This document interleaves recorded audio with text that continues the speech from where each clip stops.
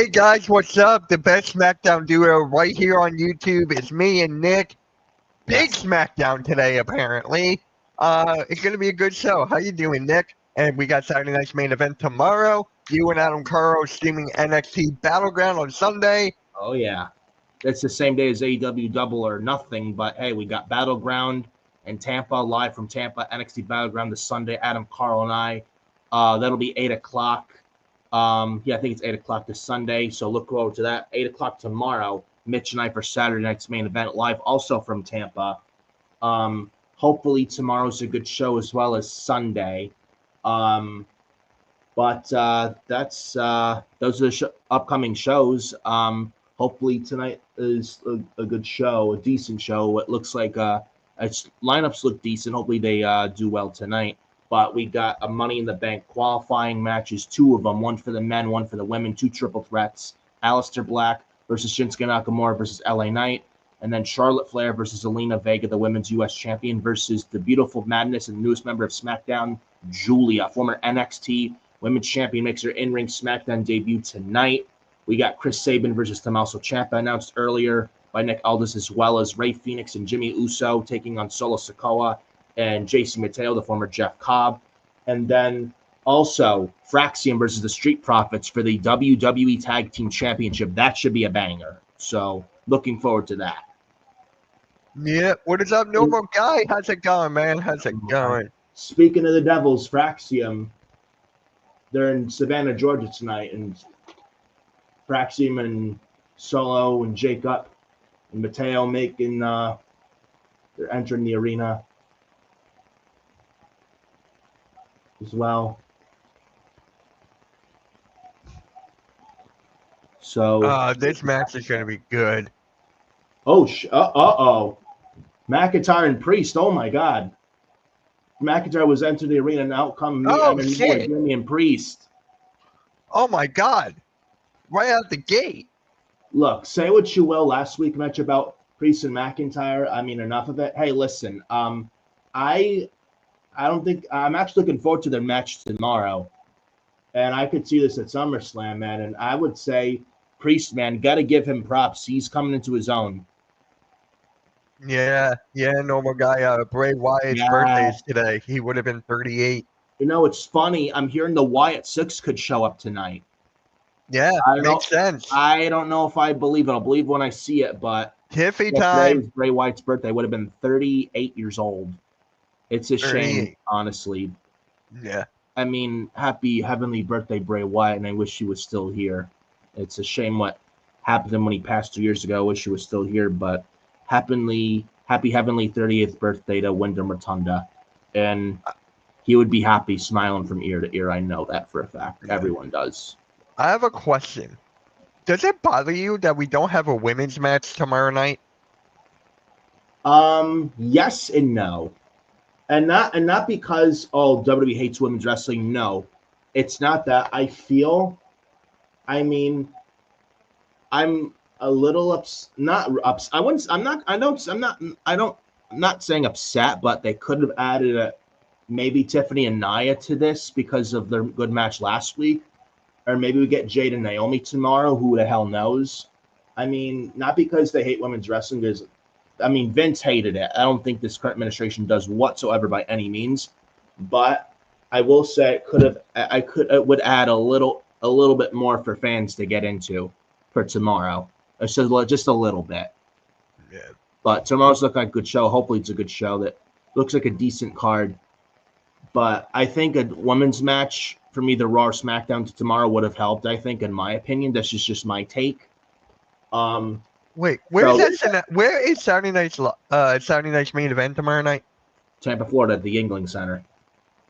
Okay. That's the former second, I think the third Thunderdome home, where that was where Daniel Bryan wrestled his last WWE match. That was the same arena. Yeah. But yes and no, like I said, for the reason I just brought up. But also the fact that Triple H is like, his mentality is less is more, quality over quantity. And listen, 4 matches, they get a lot of time, and it tells more of the story. And Maybe they ended before early the time. I think it's till 10. Maybe they'll give the last match a lot of time, ends around 9:50ish, and we get some kind of angle. So maybe. I don't know. So, I mean, I think you don't need to add too much, actually. But at the same time, they could have added another match. Just me. So yes and no to that. Yeah, I agree with that. Question. I agree. It's Evolution. Wait. We got Tiffany Stratton in the ring, and now Alexa Bliss is coming out. Is Evolution actually happening or no? It's rumored. It hasn't been Because nothing. I'm hearing that it is. I'm hearing yet. it's not. It's driving me crazy. Well, I would say unless WWE announces, if WWE officially announces it, it's just a rumor. It's just talk and speculation. That's what I thought too. Like, Yeah. I think it will be, but it's a rumor floating around. I think, you know what? If it's actually a thing, it's got to happen during the fall. There's so many PLEs in the summer. Yeah. It's like you can't even breathe. Oh, I feel like that's one of the problems with WWE right now, why they're so ice cold. I hate to say it, but they are ice cold since coming out of WrestleMania. Backlash was good. The build to Backlash was fine.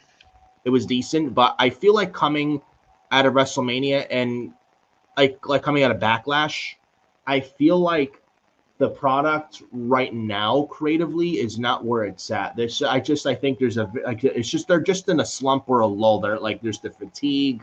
I don't know if Triple H just burnt out. There's no disrespect to him, but maybe I think they're kind of in a lull. I think they probably will bounce. I think they will bounce back. I think, but right now they're just in a lull. Right now they're just in that fatigue, and I think it happened last year. They were in the fatigue coming out of WrestleMania last year. Then when the summer came along, things started to pick up again. Plus, Cody Rhodes is out, Roman Reigns is out. When you get those guys back on TV, then that's when things will pick up as well, I believe. Yeah. But that's also, like you mentioned, things that's like 2-3 week build for PLE. It's rushed. It's not enough to get you to care for a PLE. I feel like coming out of SummerSlam, they need and Clash. I really just, I gotta breathe. You can't just do 2-week pay PLE, 3-week PLE, 2-week, 3-week PLE. It's like rush. Nothing breathes, and storylines suffer for it, unfortunately. And you get not much of a story, and you leave feeling empty. Like you feel nothing. You know? That's just how I feel about it, but I can see your point, Mitch. Charlotte Flair. Oh, God.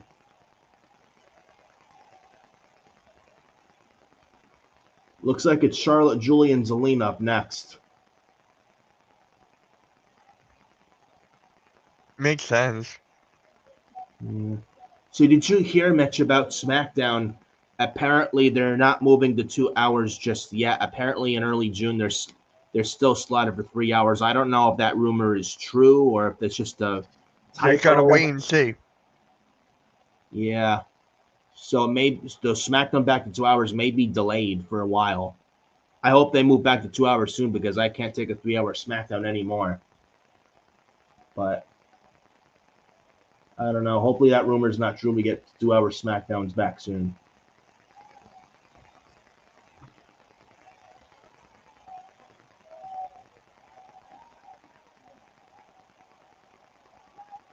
And Charlotte's booed, rightfully so. Charlotte says she's the most humble 14-time. Get the fuck out of here. Are you serious? Humble and Charlotte are not in the same dictionary, if you know what I'm saying. Right. You gotta be kidding me.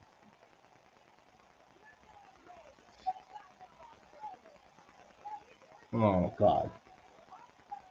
Who thinks it's a good idea to give Charlotte a microphone, I want to ask?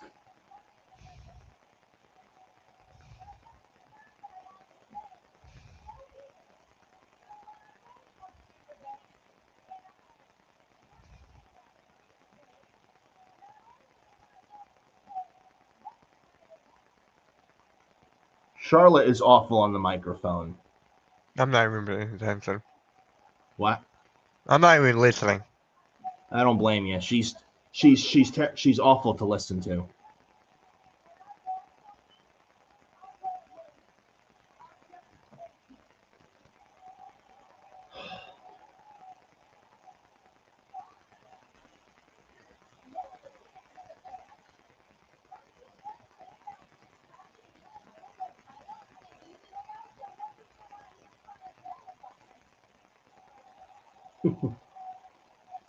Tiffany throwing shots. Charlotte, good.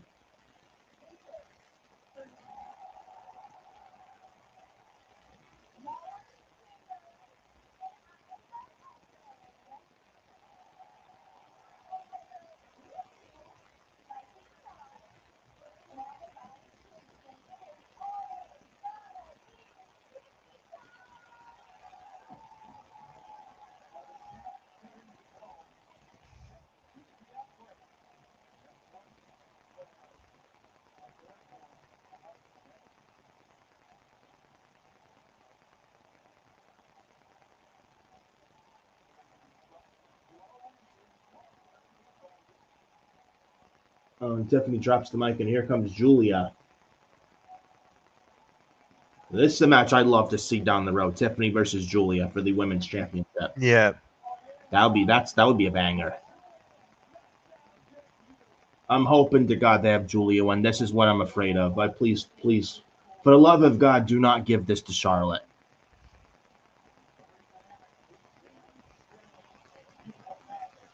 I mean, Roxanne qualified on Monday. There's no reason for Julia to not qualify. They got to get this to Julia. No questions asked. No ands, ifs, or buts.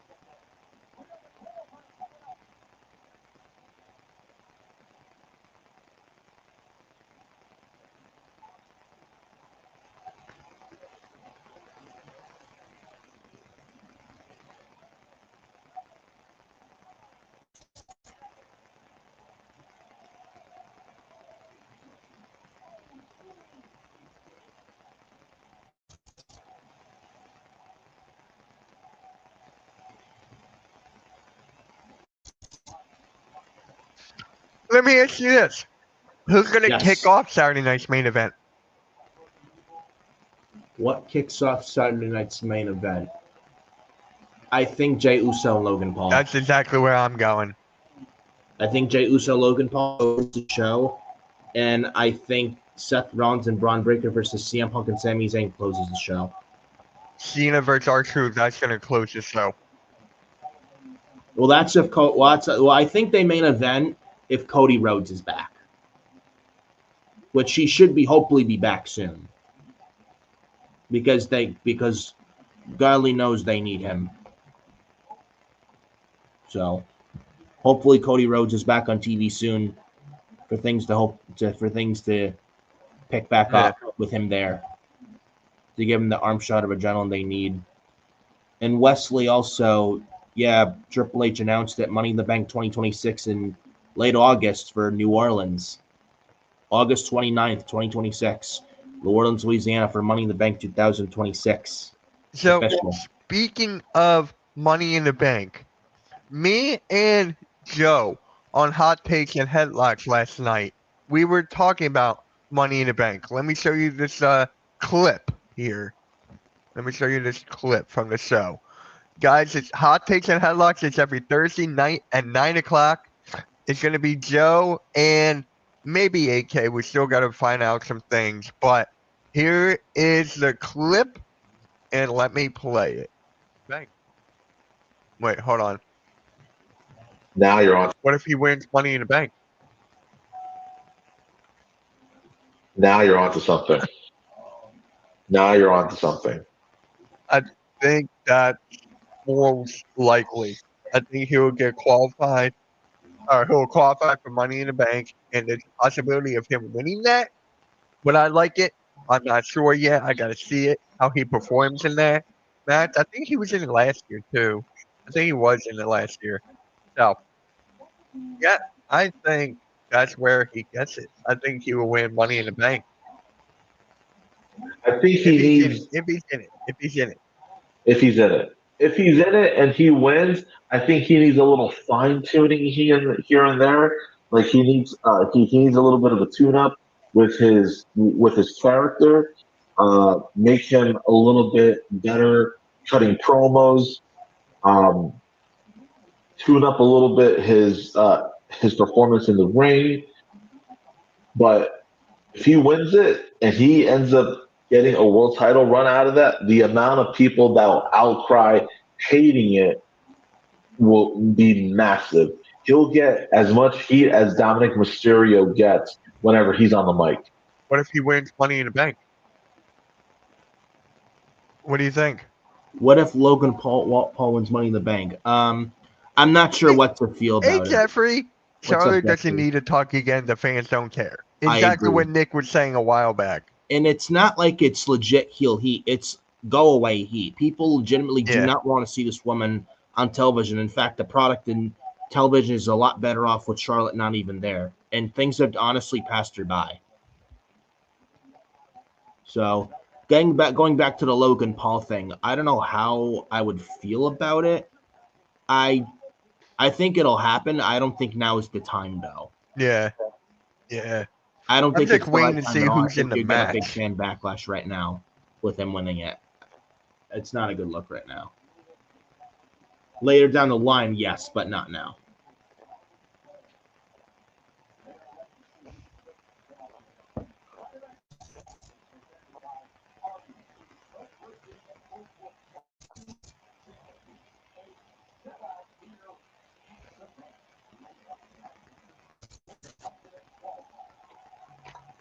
Yeah, Noma guy comes in and goes, "Facts. That was a boring the Charlotte promo.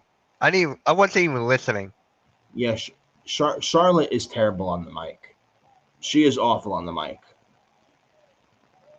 When she has a mic, I literally put my head in shame when she's on the mic. That's how bad she is. Like, she's just terrible. Yeah.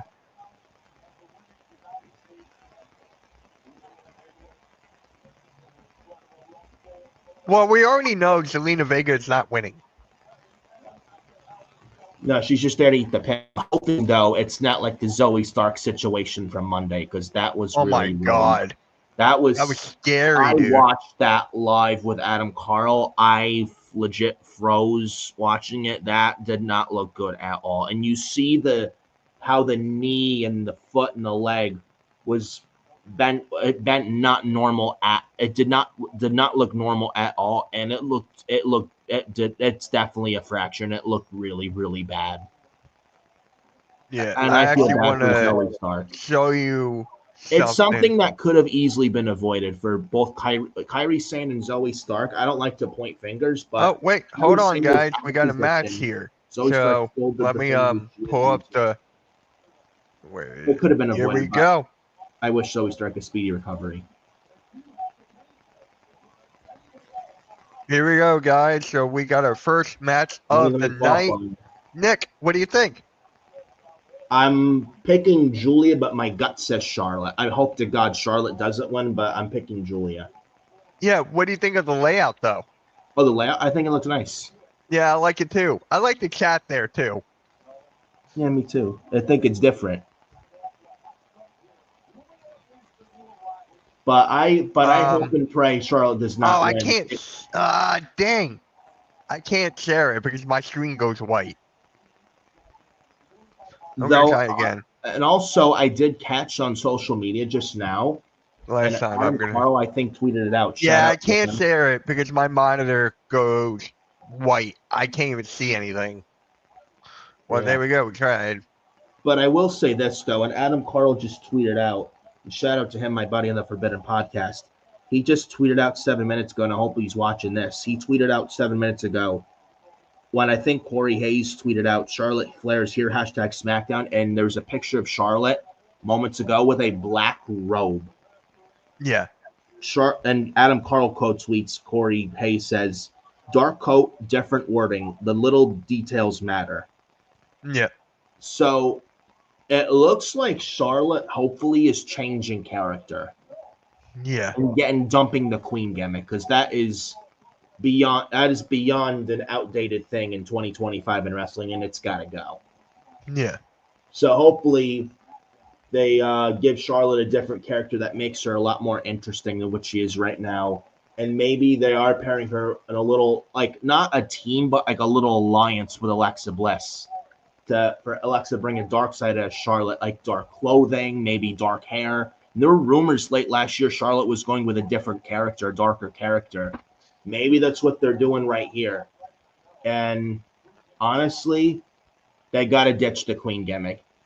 I mean, as long as, hopefully, it looks like they're in the plans right now, hopefully, changing up Charlotte's character to the point where she's actually interesting.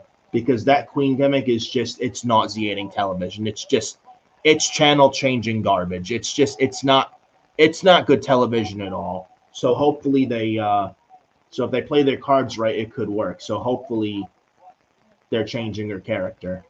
So Yeah. hopefully make And normal guy comes in and goes, scary gimmick thing. Yep. Probably. Or maybe not a scary gimmick thing. Who knows? Maybe a darker character, more vicious, dark character. Like if it's like, as long as it's the Queen gimmick is dead, fine. So we will see what happens. But I just thought I'd bring that up what Adam Carl tweeted out, that little attention to detail.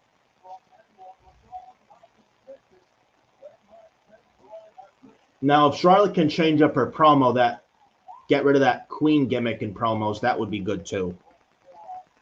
Yeah.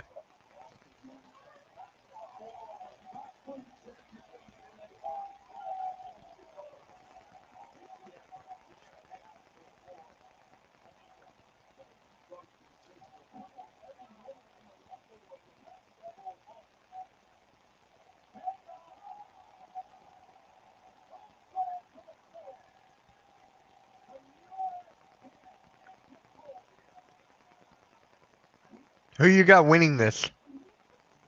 I'm hoping Julia, but I have a feeling Charlotte's winning. It's going to be Charlotte, but I agree. It should be Julia. I hope not. It should be. I'm hoping Julia. I would be shocked if Charlotte doesn't win.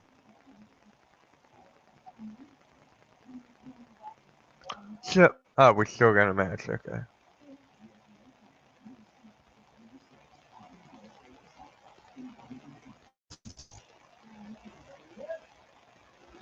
I will say, though, Alexa Bliss, as of late, has been getting great reactions. Yeah. Not sure if you've caught that. Yeah, I love Alexa Bliss. She's one of my all-time favorites. Since her recent return a few weeks ago, she's probably overall Smackdown Women's Division probably has, in my opinion, has been getting the bigger reactions out of a lot of women there on the show. Hot take. You ready? Hot take. This is recent. Her, Pop, along with Rhea Ripley's, so close. It is. Yes. So close. It's not even funny. I mean, Rhea's still here, most over, but Alexa's creeping up there. Yeah. Almost. Then you got Io Sky, who's also very over. When Bianca Belair comes back, my God, that pop is going to be huge. Yeah. Oh, yeah. When do you think she'll come back? I would say probably Bianca will. It's a broken finger. She won't be out that long. Right. I would say in time before SummerSlam. I think she's back before SummerSlam. I'm predicting it right now.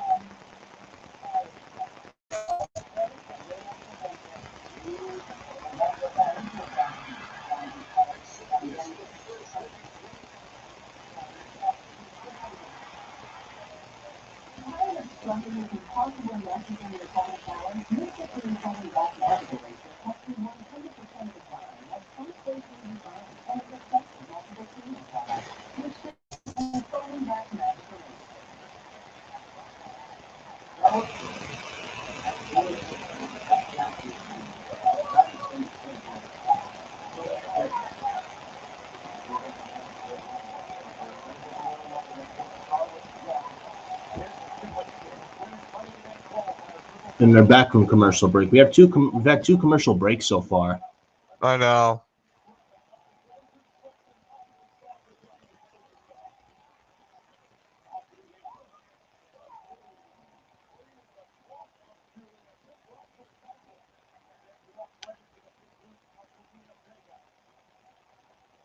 Zelina Vega.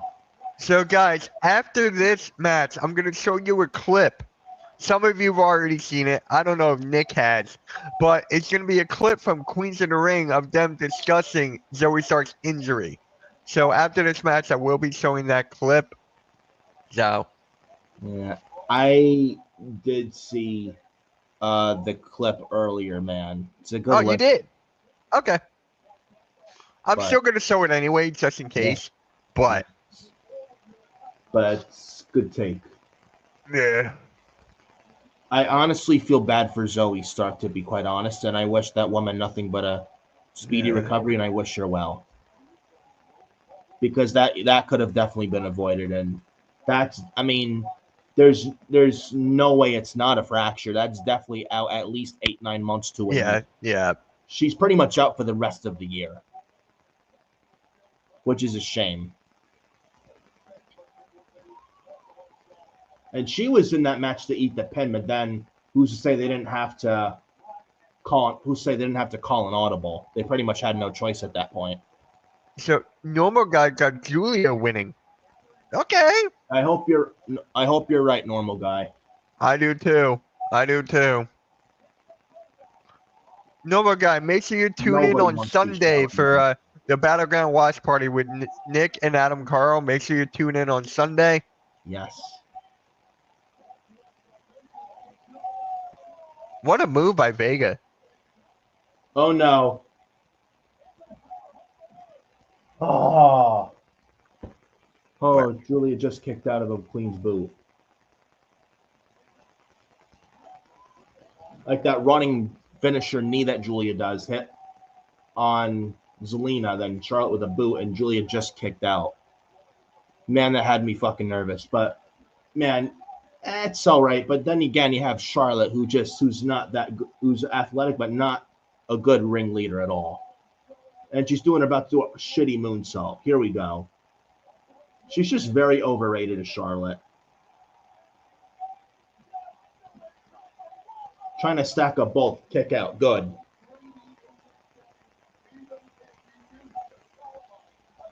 God, I can't stand Charlotte.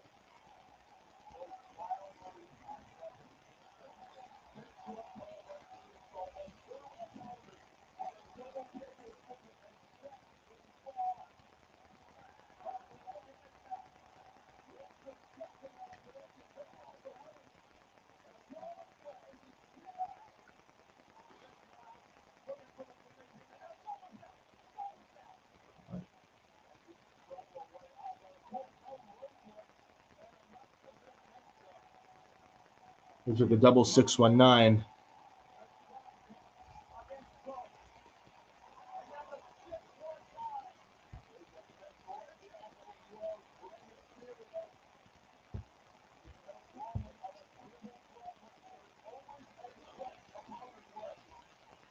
Spear. It's over. Oh. Wow. Man, that had me nervous.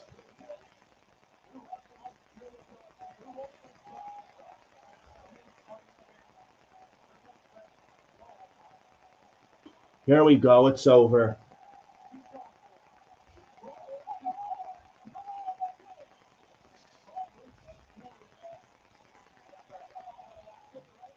Here we go. It's over. Figure 8. Oh.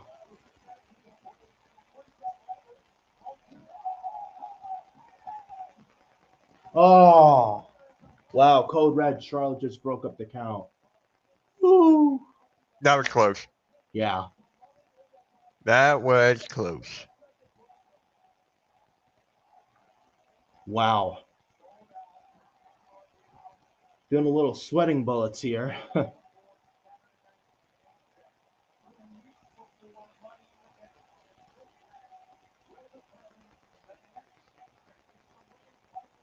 Wait, what is Charlotte Flair's record at WrestleMania? Who cares? She sucks. I'm just curious because I know she beat Asuka, she lost to Rhea, she lost to Tiff. Yeah. Uh-oh, Charlotte.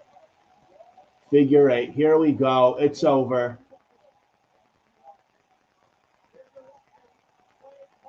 Here we go. Oh, Julia's there.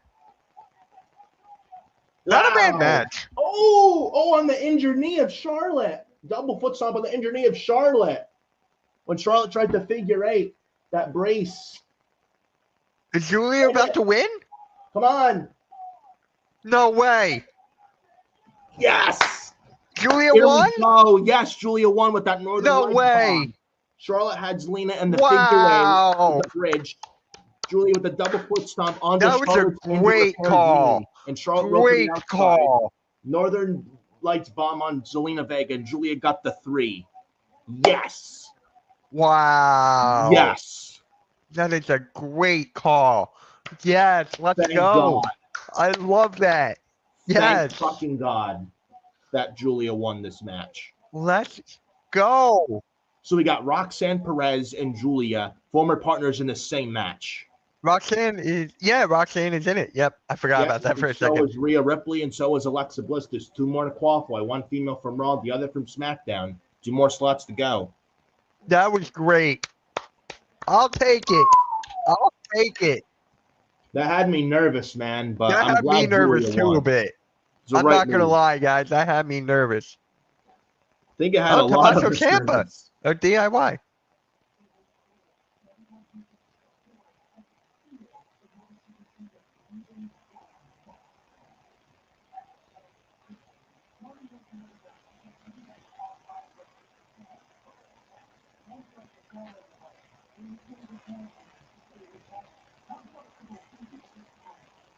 Wow.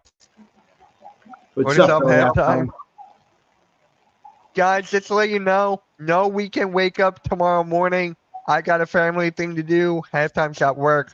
So, no weekend wake up tomorrow. Hey, look who's here. Yep, Adam Carl, what's up, man? That was Julia shocking. wins. Adam, that was just shocking. I'm going to clip that. That's the moment you clip, Nick. That's the kind of moments you clip. Hell yeah, absolutely. I'll clip it tomorrow. I'll clip it tomorrow when I get back from my family thing. I thought Charlotte was gonna win this thing because I don't trust Charlotte to put anyone over. But man, I don't trust anyone. I honestly don't trust anybody in this company. Well, I hate to say it, but I mean it's really TKO with the board, so. Say it again. I'm sorry. Well, I mean TKO on the board. Yeah.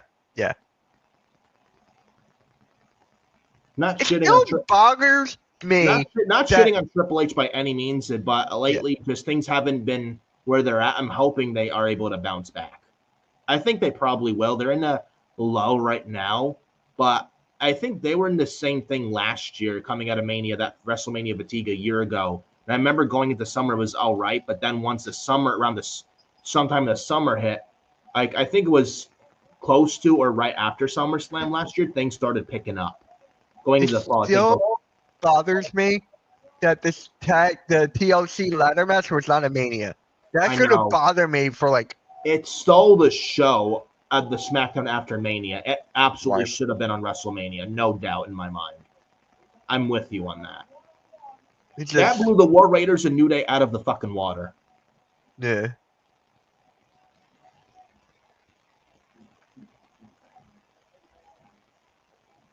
I'm just happy Julia won. Yeah, me too. Charlotte doesn't need to win. Charlotte doesn't need to be in the match. So. Oh, you're watching it on your Roku? Yeah, I'm watching it on my Xfinity stream. I'm watching it on my computer. So now it's a good time, guys, for me to show you guys that clip of the Queens of the Ring giving their take on the whole Zoe Stark's injury.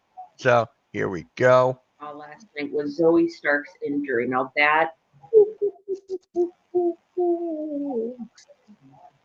I didn't see it at first when I was watching Raw. I didn't either. I saw like somebody did, I guess, replay slow mo of it, and I was like, yeah. And it's funny because when I was watching Raw, I'm like, what happened? I thought it was her ankle. I thought maybe she went down funny on her ankle and it was her ankle. But when it showed her walking from like around the side of the ring, as soon as they fully stopped the match, and then it was just a one-on-one match. yeah, Last night, as soon as they took Zoe out of the match, I'm like, okay, this is bad. And I thought it was her ankle. And then tonight, after I got home from work, I watched a replay of it because I'm like, I want to refresh my memory on what this looked like. And what I found on YouTube, they slowed it down. Oh my God. The way her knee bent so unnaturally. It looked so gross. It looked just so gross. yeah. Like you're like should not be bending like that. No, her knee was bent in an unnatural way. I'm like, yeah, that I really wonder like what type of injury she's going to end up having, like what they're going to say it is. But I think it was, I've seen people blaming Zoe. I've seen people blaming Kyrie, and I think it's both of them. Kyrie knew where she needed to be in order for Zoe to execute that move, and she wasn't in the right place. That's on her. And I think Zoe could obviously see where Kyrie was, and she still went ahead and tried to do the move anyway. That's pretty much the clip. I agree with Sarah 100% on that take. That spot could have easily been avoided. And this is why Adam Carl, I know he's watching, I know he would say it sometimes, save the dives. You don't need to do dives in almost every match to wow a crowd and almost kill yourself. Like that spot could have, instead of like that springboard dropkick that Zoe Stark does, she could have done, I don't know, a suicide dive where both Kyrie and Rhea are on the outside. Something like that. That spot could have easily been avoided. And had that been avoided, Zoe Stark would not be injured at all right now. And yes, Adam Carl, save the dives. Yeah. Yeah. I feel bad for Zoe Stark, and I wish her nothing but the best in a speedy recovery and healthy and speedy recovery. And she's pretty much out for the rest of the year. She probably will miss, and she's not a big name, but she's probably going to miss WrestleMania next year, sadly. And another thing to think about, honestly, also, Mitch, Tegan Knox, Dakota Kai, all the potential in the world, but let's be real, they're injured, both injury prone. At this point, is Zoe Stark in that category now? Like, is this gonna screw her? Does this ruin her career and her chances? You know what? Adam, I'm glad you're here because I want to show you something actually. I found something that Adam Carl would like. So let me go here. Let me bring up the shared screen real quick. I'm not playing any video. I just want to show Adam this. So you know how we started a couple years ago, right, Nick? The Hardcore Sports Network started a couple years ago. Mm-hmm. So here's the first stream we ever did. Here's the first one. You see 434 views, 45 likes. When you scroll down, look who commented. Yes. Fantastic show, guy. Keep up the great work you're doing. Yep. And then AK responded, listen to this. Appreciate it, brother. Can't wait for you to be on here. We got to get you introduced. Hell yeah. Isn't that crazy? It is. Like, isn't that crazy? Just, like, how time changed, how the manifestation, like, that is crazy. Hey, yeah. Bruce, how's it going, man? How's it going? Adam, give me your thoughts on that, man. Give me your thoughts on that because you're probably like, wow. Yeah. Long-term storytelling, there it is. Yeah. The Secret Harvest, oh God. Look at the height difference. Zelina Vega's like the height of Chelsea Green's chest. I'm doing good, Bruce. I am doing good. Woo! Okay. Night of Champions or SummerSlam? BFAB. Mason? The state. Oh, we're getting a 6-woman tag tonight. The state of the women's mid card on SmackDown needs to be addressed. Holy shit! If there's any, holy shit, man, they need a draft. And there's anything that needs with a draft. Oh, hold on.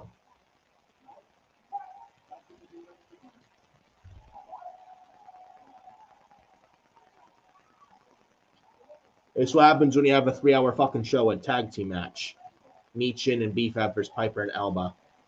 Or whatnot. She is so small. I didn't even realize it.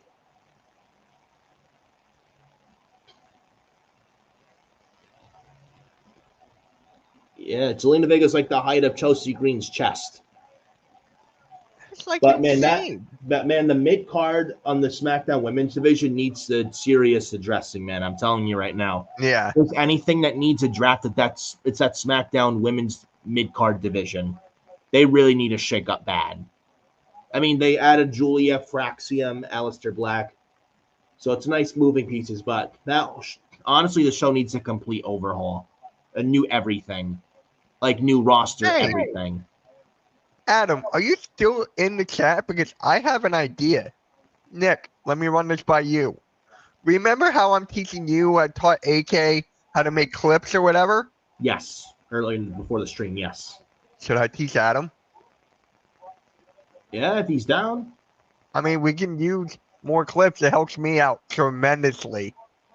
Like, you have no idea. I love making clips. Like I told AK this. I can make like 4 or 5 a day if I wanted to.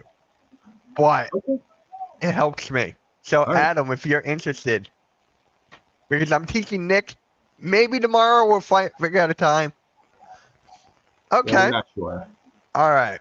Do me a favor, Adam. You got to download something called CapCut. CapCut. It's completely free, and you're good. Oh, a Philly halftime? I did not make this one, Bruce. I did not make this one. This one was Mrs. Halftime. I am a Knicks fan. I like the Knicks. That was not me. That was Mrs. Halftime. Speaking of the Knicks, they're on now. And right now it's Chris Sabin and Tommaso Ciampa. What's the score of that game? I wish Ciampa would grow back his beard right now. Tie game. Pacers and Knicks. The Knicks had 26 two, up. Tie game. Knicks had 2 missed opportunities Wednesday. They should have won. Oh my god. I was so pissed. I watched that game. I was so pissed off that Knicks lost that game. They should have won that, no doubt about it. I'm hoping. Yeah. I'm hoping they bounce back tonight. Yeah. They got to. Damn it. Because that loss on Wednesday to the Pacers was embarrassing. That was garbage. But right now it's Chris Sabin and Tommaso Ciampa. Mitch, I gotta ask you. I'm listening. Or actually, not ask you, but say something. I wish Tommaso Ciampa would have the fully grown beard back on now. He looks. Yeah. I like him with a beard. He's just not the same with a full beard. We don't get that NXT black and gold Ciampa just yet. I miss that. Remember when he had Goldie? Yeah. And he was talking to the grandma in the front row saying that I'm your NXT champion. Yeah. This is after he beat Aleister Black for the NXT title in the summer of 2018, and he called himself the best sports entertainer, and he had that big feud in 2018 in NXT with Johnny Gargano, which I thought was awesome. And it was awesome. I can see that, Bruce. He looks like, yeah. And by the way, Bruce, look on the bottom right of your screen, of the stream here, just below Nick. Your chat is on the screen now. Yeah. I see. I love it. Like, StreamYard actually did a plus. Like, they actually did something good. They did. Not bad for an upgrade. Yeah, definitely not bad at all.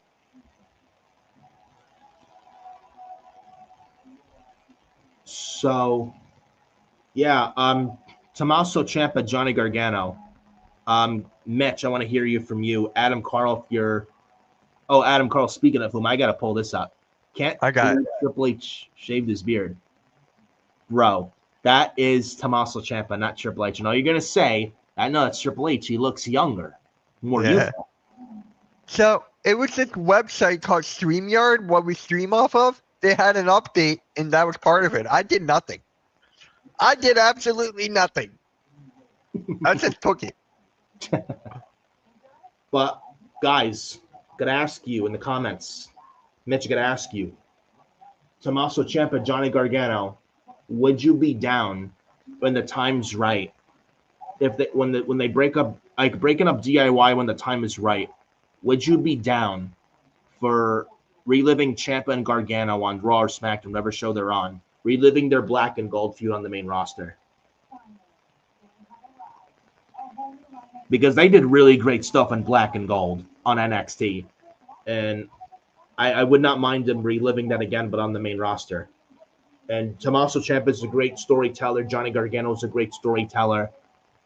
And I would not mind that at all on SmackDown or Raw, whatever show they're on. I think that would give the show a nice boost. Yeah. There's a Triple H he found him in youth. They're the fountain of Let's youth. hope Shawn Michaels doesn't lose his hair. Yeah, right? I wouldn't mind it. Yeah. Because they had a great rivalry in 2018 NXT when Johnny was that babyface and he was that underdog. And then Ciampa had the crutch and he did this to Johnny. Then the infamous Tommaso Ciampa takeover New Orleans gift where he's like, that will be a meme and a gif lived on forever. Right. You know? Tommaso Ciampa was a great heel back then. Once upon a time, at one point before he won the NXT title in NXT, he came out to no theme music and a chorus of boos, rains of boos pouring down on Ciampa. It was great. It was nuclear legit heel heat, and it was freaking awesome. You know, I loved it. And then he had his "No One Will Survive" theme by CFO around the time he won the NXT title. And NXT Black and Gold heel Tommaso Ciampa, he was great, and I would love to see that again in the future on SmackDown and WWE on the main roster, and to bring back that babyface Johnny Gargano. So I hope we see that, and I personally love to see it. I think it would be great television. Yeah. And it'll be a nice, like, upper mid-card feud as well. They could be in the U.S. title picture, both of them, or the WWE title picture. They're not just mid-card guys. They're main event. I mean, they're both former NXT champions, so I don't see why not. But I'd love to see them feud on the main roster one day.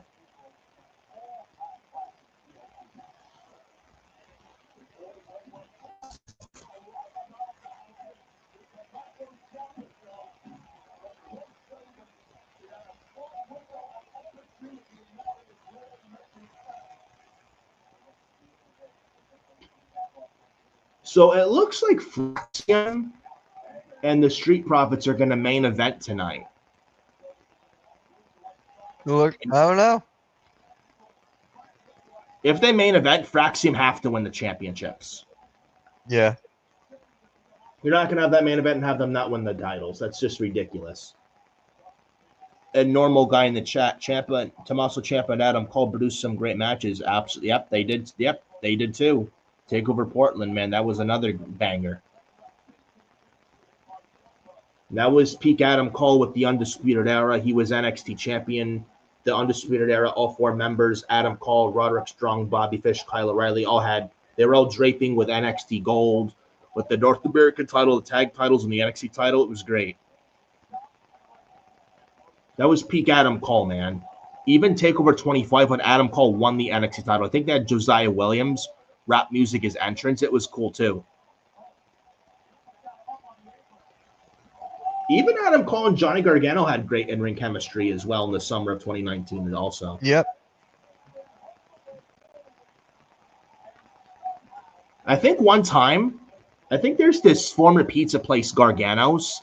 I think Johnny Yes. Gargano. I think one time it was during the Gargano Cole story going into Takeover Toronto too. It was SummerSlam 2019 weekend for SummerSlam that year in Toronto.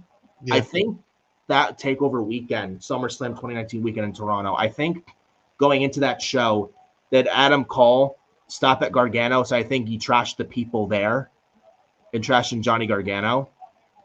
I thought it was great. I think what they ordered pizza, I think it was, and Adam Cole just like disrespected them and dissed them and shit all over them. I thought it was great, and Adam Cole was just such a great cocky prick at the time, like a good heel at the time. I thought they did some really good stuff back then, Cole and Gargano and Black and Gold. So that's another thing. And God, do I miss Adam Cole. 1, 2, nope. Tornado DDT from Chris Sabin, man, and almost got him.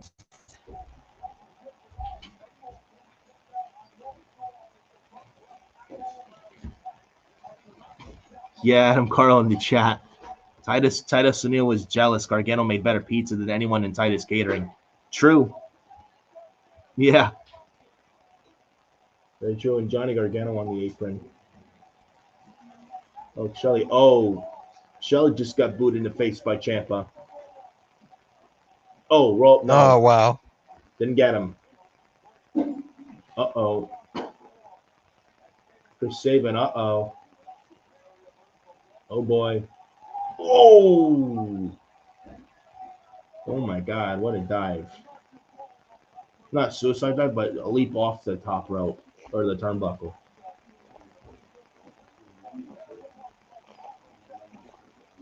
Wow. Yeah, normal guy. 5 years ago, 6 years ago. Yeah, 5 years ago. Cole visited Gargano's pizza place. Yep. That was a nice story back then in Black and Gold.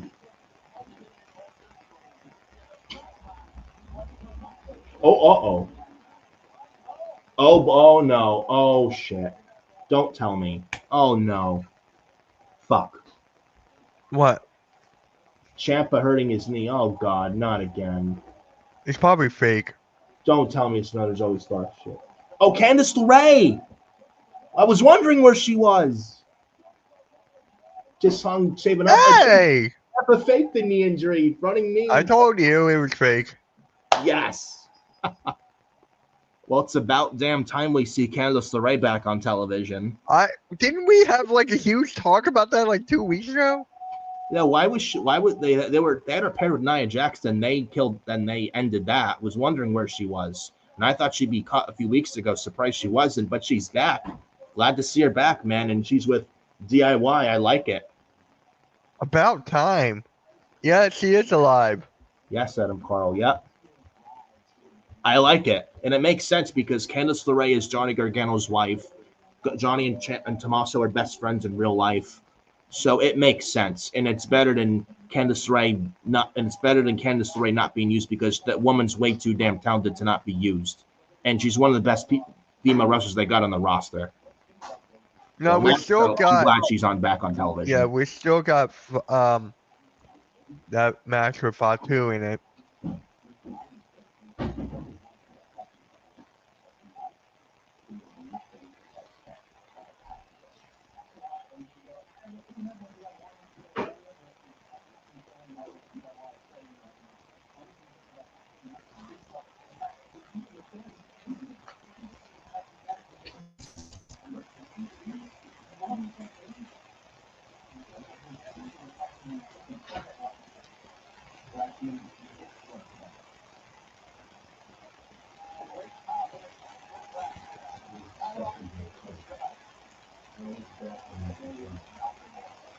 Uh-oh. Shinsuke Nakamura. What the hell is that helmet he's wearing? I'm getting tired of Nakamura. Yeah, me too. Yeah, next, 55 minutes in. John Cena. Yep. Now we're in.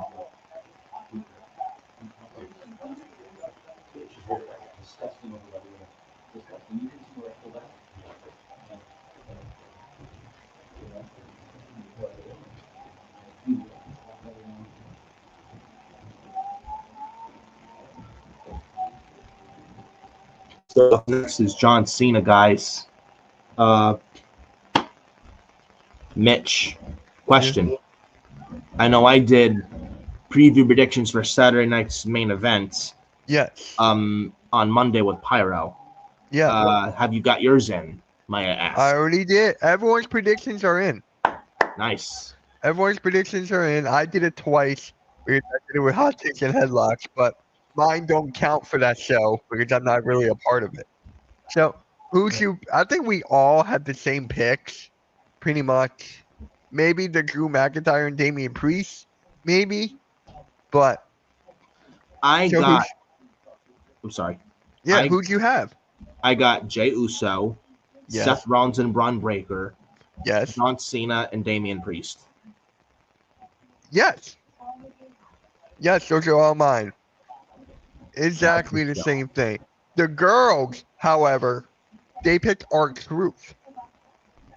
They picked R-Truth because there's no title on the line. So they picked R-Truth. I picked Cena. So if Cena wins, we still get the point anyways. So it's like, yeah. Yeah. But we have Battleground with Adam Carl and I this Sunday for NXT Battleground. We have, 5 matches on the show? Is it 5? We got 5 matches. By the way, did you know Battleground is selling more and better than Double or Nothing? I kind of figured. They did cancel an NXT show for Tampa on this Tuesday, but yeah, I kind of figured that. I think it's the right move, because I think it was just like the WWE tried a 4-day combo for Memorial Day weekend in Tampa. It was just, I think 3 days was the way to go. Like 4 with Saturday, Friday, Monday, Tuesday. That's a lot. That's too much. So I think it's the right call. They canceled the NXT show, and NXT this Tuesday will be in Orlando at the Performance Center instead. I think that's the right move. So I'm glad they made the right move and canceled the NXT show for Tampa Tuesday, and it's going to be in Orlando Tuesday for NXT instead. So again, the right call, I think. So good on WWE for doing that. For Battleground, I am hearing you're selling better than Double or Nothing. I mean, it's no shocker, but and then NXT beat AEW in the ratings again this week. Again, not a shocker either. And it goes to show you how ice cold AEW is, and it's just when you're losing to a developmental brand, that's embarrassing. Yeah. You're still losing to a developmental show. That is pathetic. It really is. And we got 6 matches for Battleground. 6. We got 4 title matches, and then 2 other matches. We got a 6-man tag apparently with the Culling, Brooks Jensen, Nico Vance, and Sean Spears with Izzy Dame. They're going to take on the NXT Tag Team Champions Hank and Tank and Josh Briggs in a 6-man tag. Yeah. Also, Tony D'Angelo versus Channing Stacks Lorenzo in a 1-on-1 match. So Ruka versus Kalani Jordan for the NXT Women's North American Championship. Stephanie Vatcare versus Jordan Grace for the NXT Women's Championship.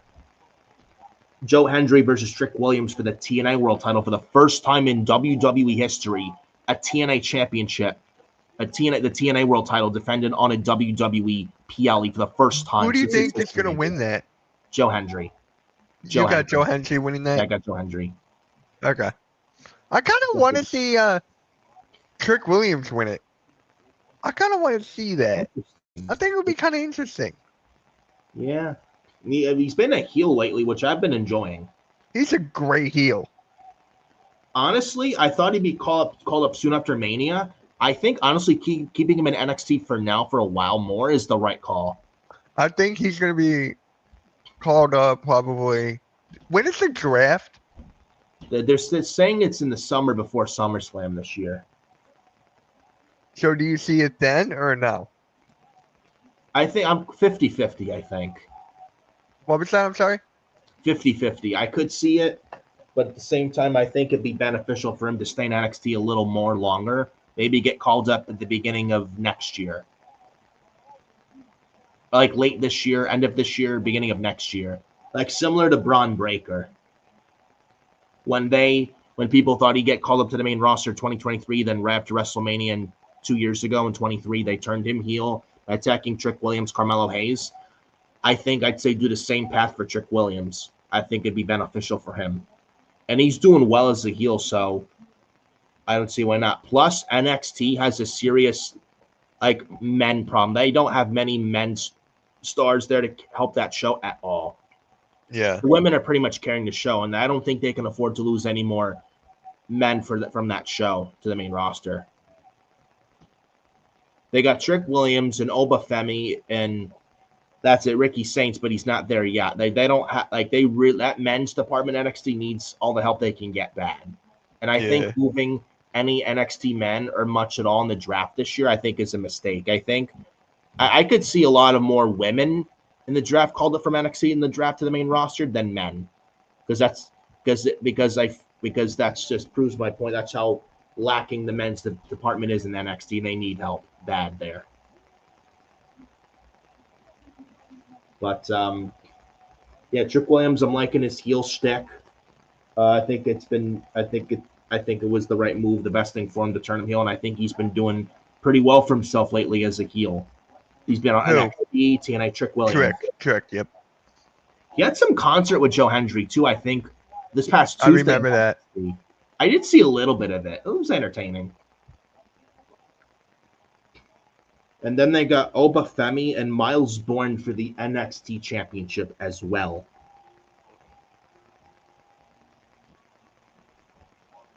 Yeah, Miles Bourne of the No Quarter Catch crew. This is with Miles Bourne, Tavion Heights, Ren Sinclair, and Charlie Dempsey, the leader of the No Quarter Catch crew. And Charlie Dempsey is the son of William Regal. But Miles Bourne of No Quarter Catch crew is challenging Obafemi on Sunday for the NXT title. So we'll see how Miles Bourne performs. Whoa! Oh, another brawl with Priest and McIntyre. Just have them fight. They brawled in the beginning of the show. Now they're still brawling. Holy shit.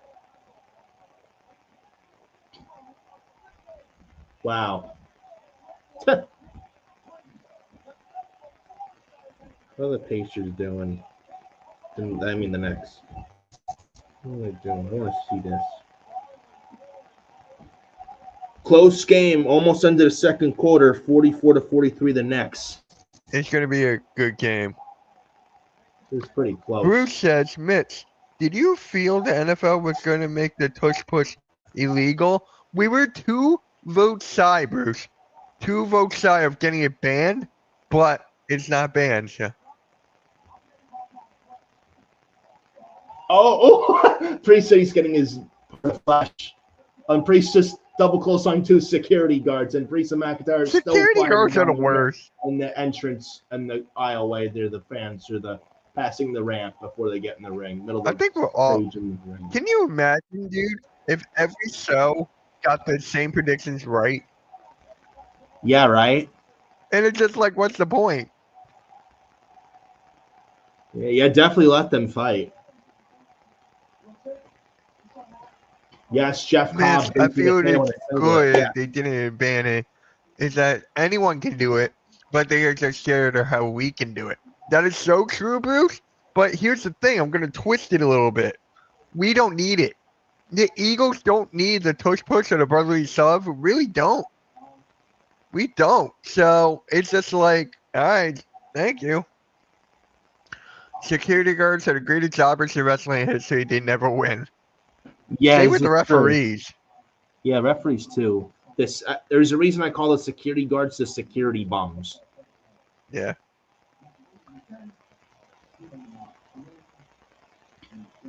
Ooh.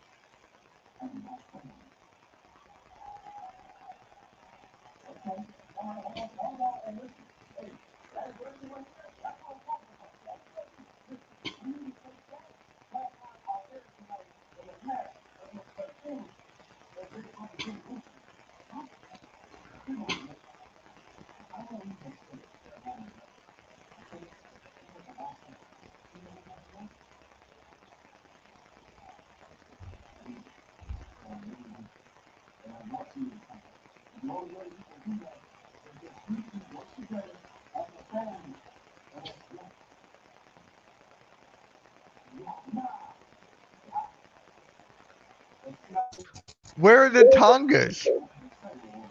They're both injured. Both? Yeah, Tonga Loa's about to come back, but Tama Tonga has an undisclosed injury, so both are out right now. Oh, damn. I know. That would have been another solid team in the tag division on the show. That would have Mitch, been I another feel one. that it was a very good point, as we don't need it because we can score and get first downs in so many ways. But I'm glad we can still do the play. Me too. Me too. I'll be right back. I gotta use the restroom. Okay.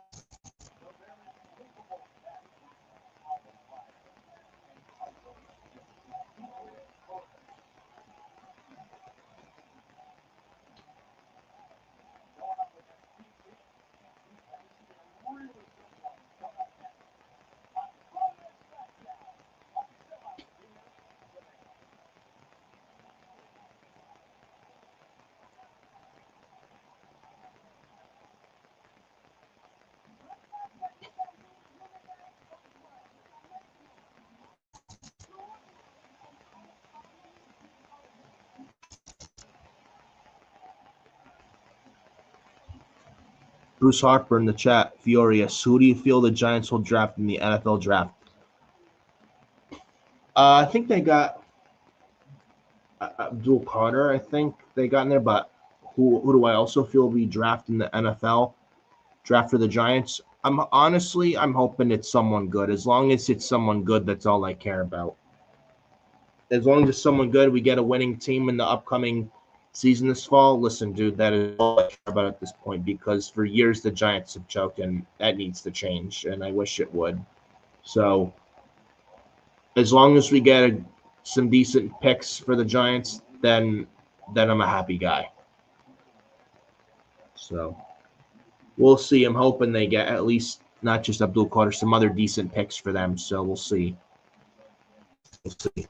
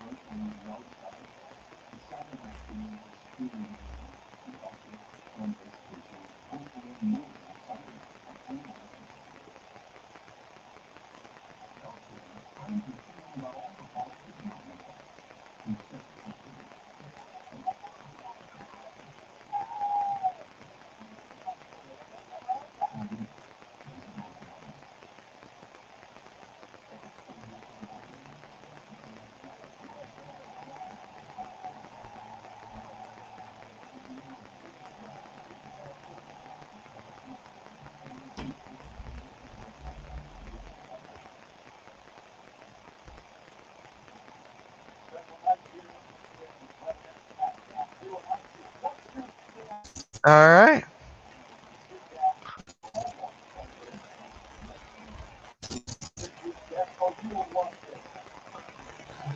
What's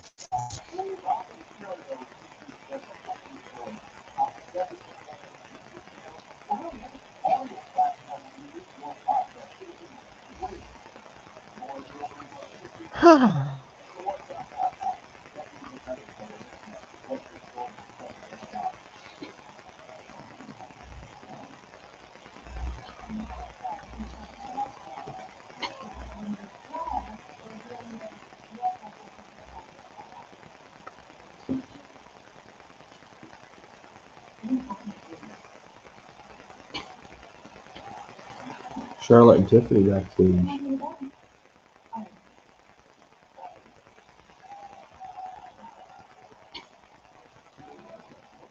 Charlotte and Alexa Bliss backstage again. I think it's leading to something with Charlotte and Alexa. I do.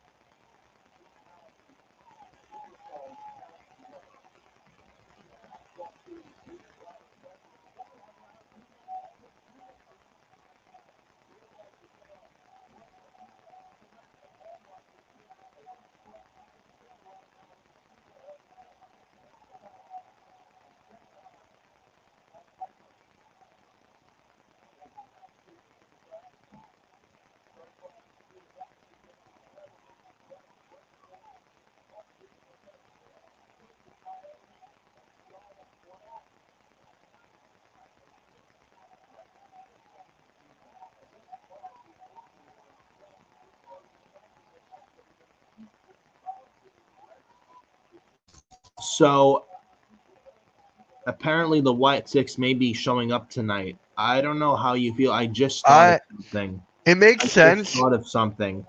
It Hear makes me sense out. because of Bray Wyatt's birthday. It makes all the sense in the world. But I'm just like, how? Well, I just thought of something. Hear me out. I'm listening. Fraxium and the Street Profits. If Fraxium win the belts tonight, what if the White Six confronts them or the winner of the tag team title match? Because I think it main events tonight. And if that main events, I don't know if it will happen or not, but what if the White Six come out and interrupt the winner of the tag title match tonight if it main events, and that's how you bring back the Wyatt Six?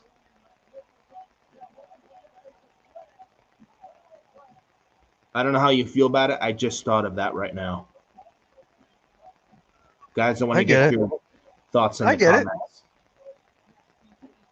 But yeah, just a thought, but maybe that happens, but because I don't know how else you would bring them back if they're coming back tonight or soon.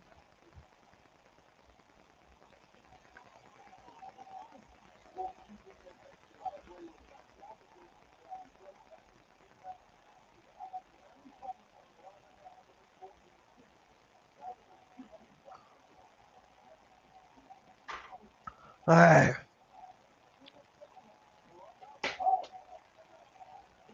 Who you got winning this? I would say the Secret Hervis. Who? Secret Hervis. Mm-hmm.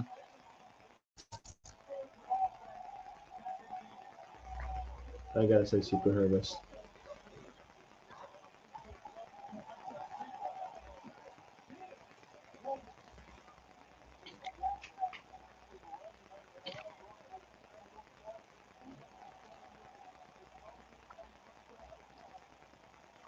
Oh, wow.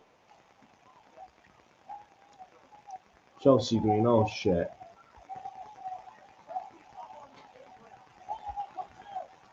They gotta get Alba fired, Piper Niven away from Chelsea Green. I'm sorry. It's getting annoying, yeah. Because Chelsea Green is a good wrestler, but she's a comedy goofball. And Wait, Zelina Vega. It's doing no favors for Piper or Alba whatsoever. And I think Alba and Piper are much better off without Chelsea by themselves. Oh wow.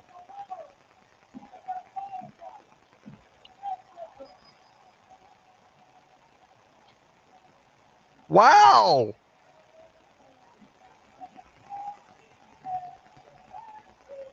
Hey. I like it. I like it. They got it. I will say, hopefully they break up Chelsea, Alba, and Piper away from Chelsea. Uh-oh.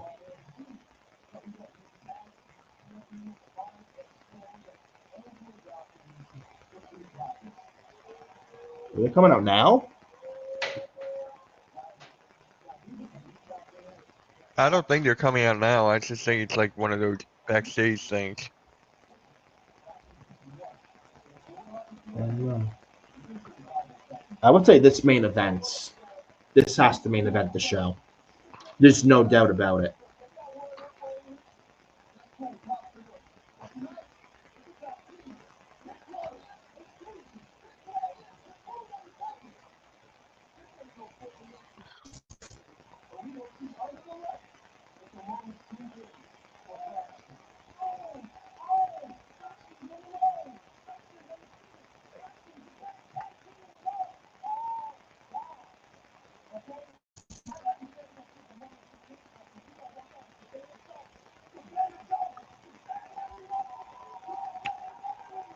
Why do I see them winning tonight, Fraxium? Fraxium, because if this main event, there's no way gonna have Fraxium lose. If they main event, they should win. They need something big to end tonight's show. If that main events. Oh, maybe JC and Solo against against the Street Profits for the tag titles at some point. Or Fraxium, who knows? Yeah, I wouldn't mind that.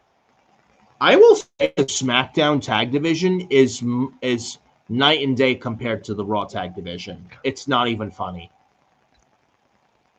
SmackDown's tag division is a lot better than Raw's, hands down. I love it.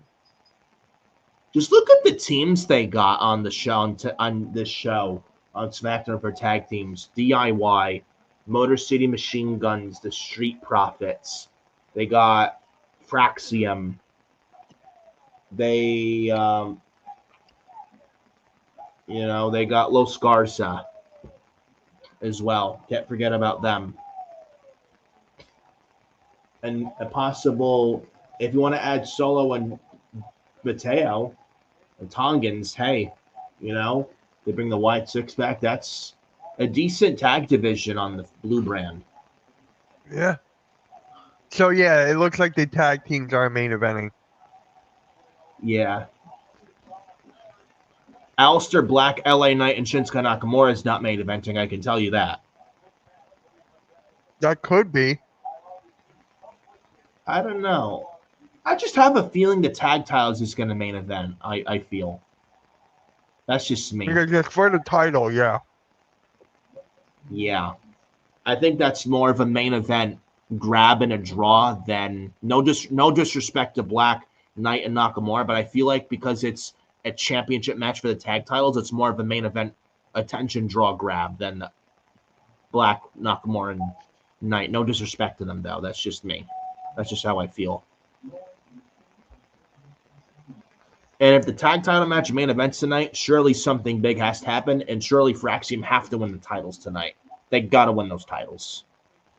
They're red hot right now. You got to strike. I mean, are they moving up too quickly? I don't know. They might be, but they're this red hot right now. You got to strike while the iron is hot with Fraxium at this point. Yeah. If they don't win, what else do you do with them? I don't know. They got to win the championships. They got to win those titles. I think Fraxium winning the championships tonight is the right move.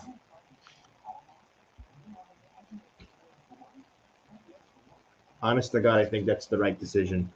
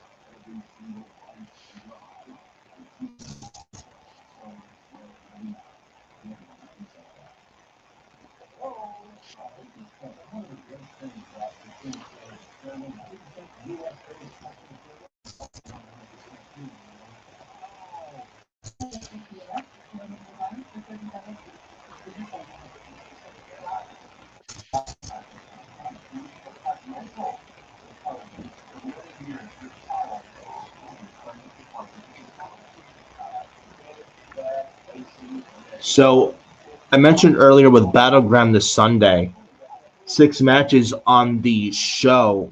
I might as well give my quick preview and predictions for Battleground this Sunday. I am going for the 6-man tag. I'm going to go Hank and Tank and Josh Briggs. There's no reason for them to lose. And Hank and Tank are the tag champs. They shouldn't be losing. Yeah. So I'm going the babyface team for the 6-man tag, not high on the calling at all. I think the calling sucks, minus Sean Spears. I like Sean Spears or Ty Dillinger. But Hank and Tank and Josh Briggs, I'm picking them. So Ruka Kalani Jordan for the NXT Women's North American title. I'm going So Ruka. Okay. She just won the Women's North American title. There's no reason to take the title off her right now. So, and she's red hot, and she's also another one that's red hot in the NXT Women's division. She's awesome. So I'm going Sol Ruka to retain, as I think we get Sol Ruka and Zarya at some point for the Women's North American title sometime down the line. Tony D'Angelo and Stax Lorenzo. I can see Stax winning this match. I could see Stax winning. Joe Hendry, Trick Williams. I'm going Joe Hendry. Yep. Stephanie Becker, Jordan Grace. I'm going to go Jordan Grace to win the championship. Then Stephanie Becker, after Battleground, gets called up to the main roster. And then Obafemi, I think he retains against Miles Bourne. And I think Miles Bourne has a decent showing. And those are my predictions. Quick predictions for NXT Battleground this Sunday. And now we get a little, like a cinematic thing with Legado del Fantasma. This is Angel Berto and Santos Escobar. Oh! Hey! Oh my God. Oh shit. Legado del Fantasma are going to be at Worlds Collide June 7th. I like this. There we go. I like this a lot. Finally starting.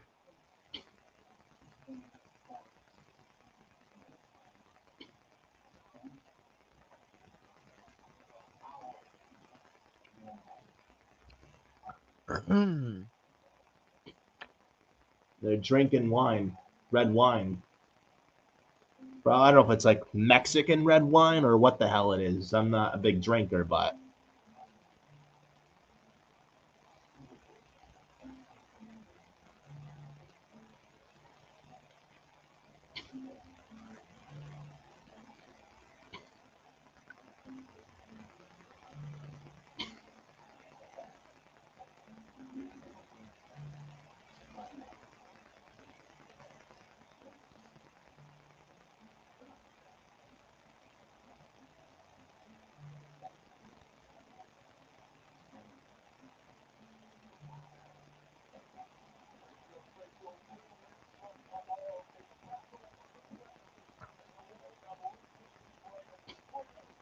so Alio del Dr. Wagner Jr., Psycho Cologne, and Pagano versus Legado del Fantasma at Worlds Collide June 7th.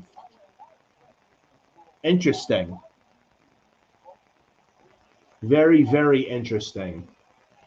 That should be a fun six-man tag at Worlds Collide.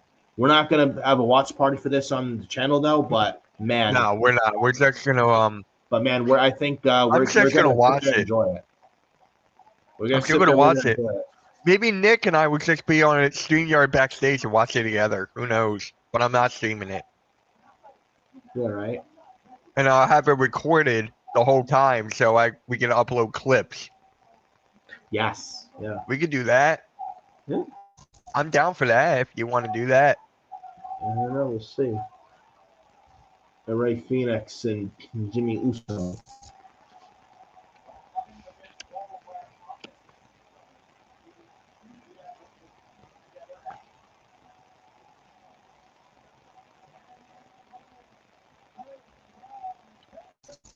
Born a king.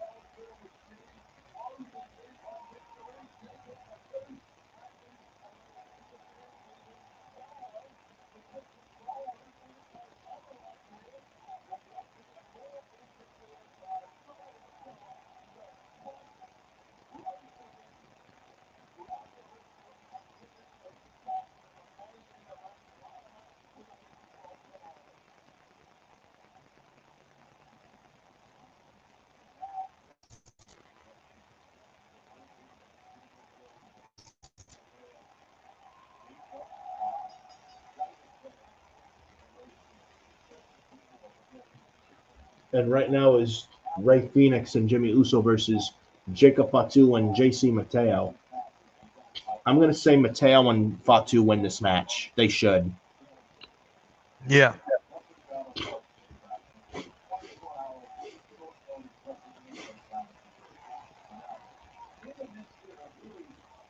I'm going to say Jimmy eats the pin this time. Who? Jimmy Uso eats the pinfall. That's fair. Since Phoenix got pinned last week, I don't think it's a good idea to have Phoenix get pinned again second week in a row. I'd have Jimmy Uso eat the pin this week in the tag match. Oh, when Mateo just tagged himself in. And no, Jeff Cobb in a black shirt, almost like you see in a character, like no black pants, like you see in like GTA 4, one of the video games in Grand Theft Auto. But he's in a singlet like he was in New Japan. I like this.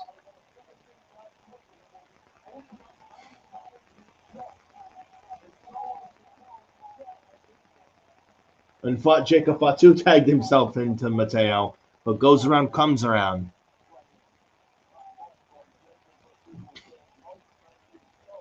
Jacob Fatu is inevitably going face soon and then leaving the bloodline. It's inevitable. Tagging the Ray Phoenix. Oh. Wow, nice double team from Jimmy Uso and Ray Phoenix. The double team American Run, a super kick from Phoenix, and another one from Jimmy. Double super kick from Jimmy and Phoenix. Rocking Mateo to the outside. Uh-oh. Uh-oh. Ray Phoenix, what the hell is he thinking? Wow. Corkscrew. Holy crap. Uh-oh.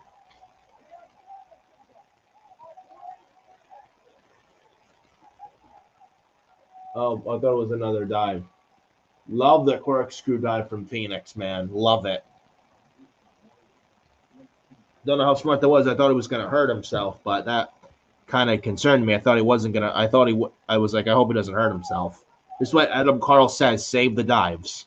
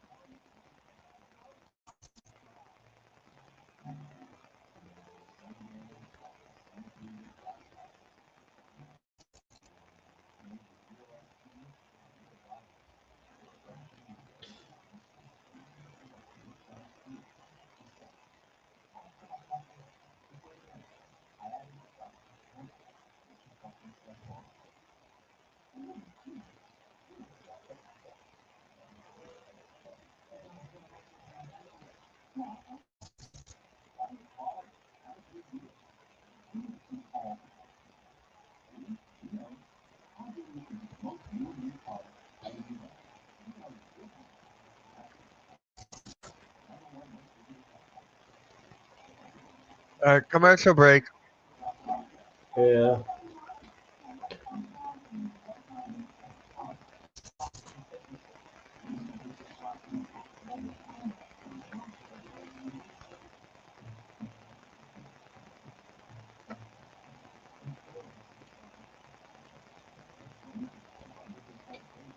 So they're saying I'm just reading Fightful Wrestling, Fightful Select on X.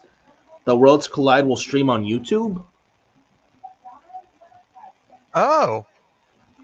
They just said the first match for Worlds Collide has been announced. Legado del Fantasma versus El Hijo de Dr. Wagner, Psycho Clown, and Pagano. The event will stream on YouTube. So it's not streaming on Peacock then. Because they got Money in the Bank right after. Yeah. I figured they would stream on Peacock, but it looks like it's not. It's going to be on YouTube. I don't mind it. I'm good with it. And maybe it's probably best we don't do the watch long because you don't want to get probably struck by copyright. Yeah. Maybe. But hey, listen, even though we're not going to do a watch long for that show, hey, listen, we'll gladly watch live, and we're going to enjoy ourselves watching Worlds Collide. It's something that's never been done with WWE before. It's the first time, and I'm excited for it. Not one match until just now with Legado moments ago, and it's impressive. Like 8,000 tickets sold that for a first AAA WWE a cross brand like Forbidden Door show, like a cross promotion show for the first one for WWE and AAA both working together. I think that's impressive. I think it's like they got 8,000 tickets. I think. Let me see. Correct me if I'm wrong. I think it is 8,000 tickets. for that show? I'm gonna look. Probably, I'm not quite sure. I'm gonna take a look. Checks. The Russell checks. They got. Oh, there we go. Just a check. They got.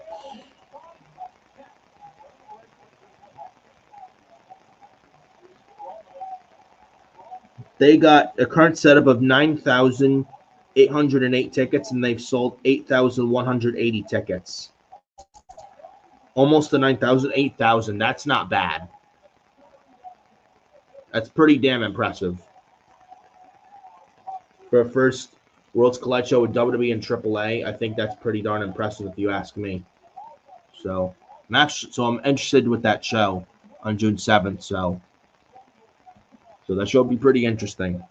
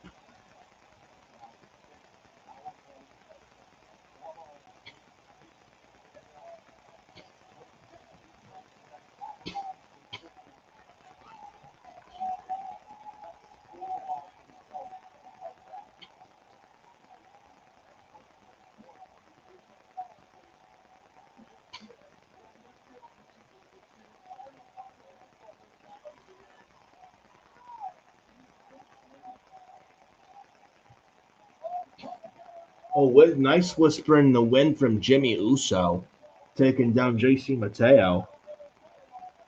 Little Jeff Hardy action from Jimmy Uso.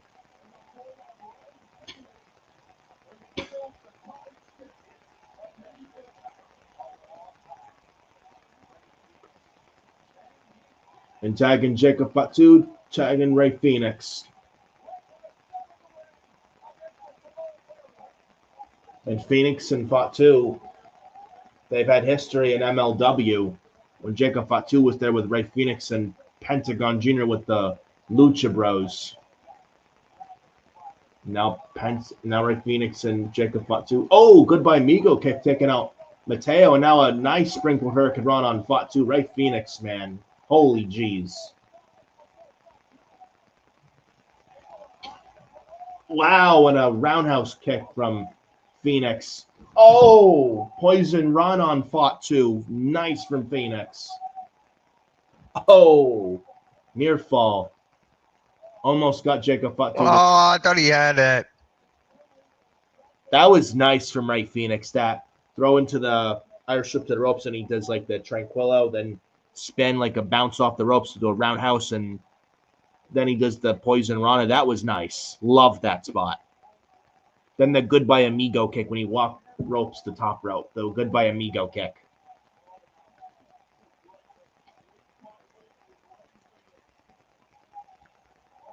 Ooh, pop-up Samoan drop from Jacob Fatu, the United States champion. And Fatu and Phoenix had good chemistry and a nice history in the MLW before Phoenix and Fatu signed with WWE. Ooh! Samoan hip attack and Fatu goes down, crashed and burned. Falls on his face. Tagging JC Mateo. Uh-oh. German suplex. Mateo tried. Phoenix landed on his feet. Jimmy Uso tagged himself in, and a kick on Mateo. Jimmy Uso top rope. Diving crossbody Mateo from Jimmy. Cover. 1, 2. Oh! Running senton from Fatu broke up the count.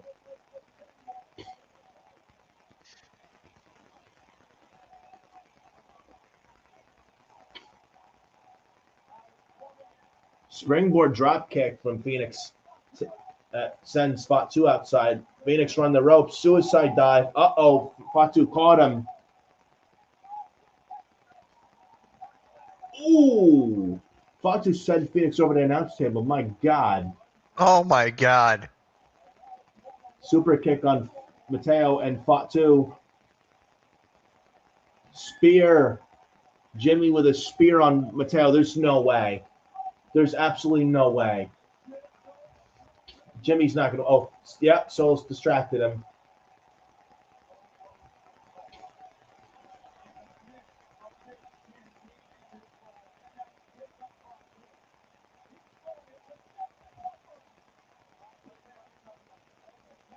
Oh, Tour of the Islands. Jason Mateo hits Jimmy Uso a Tour of the Islands cover. Mateo and Fatu win.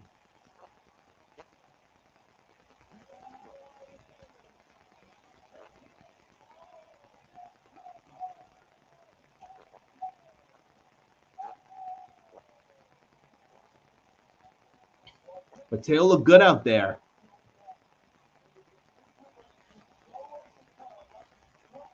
Thank God Ray Phoenix did not take the pin. Yeah, I think the right one ate the pin and the right team won. Mateo and Fatu still having issues with a stare down. They teased that before this match, so you know Fatu's bloodline's coming.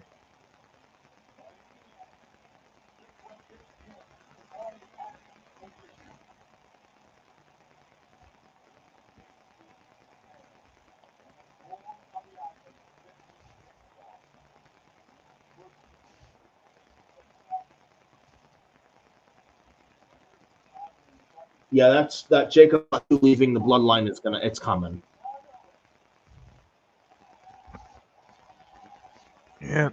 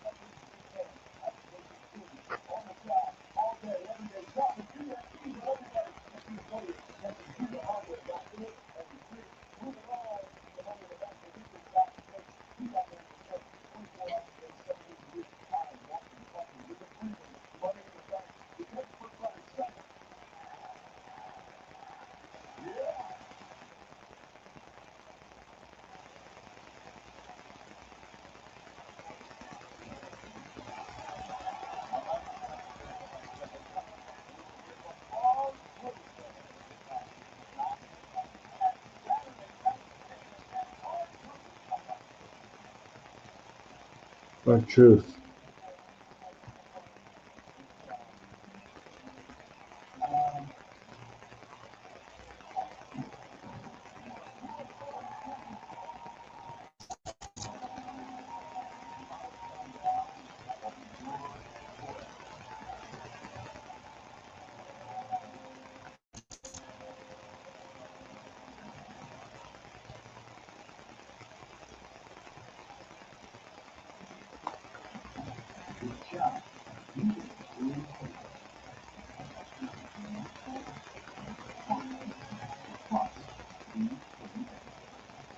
commercial.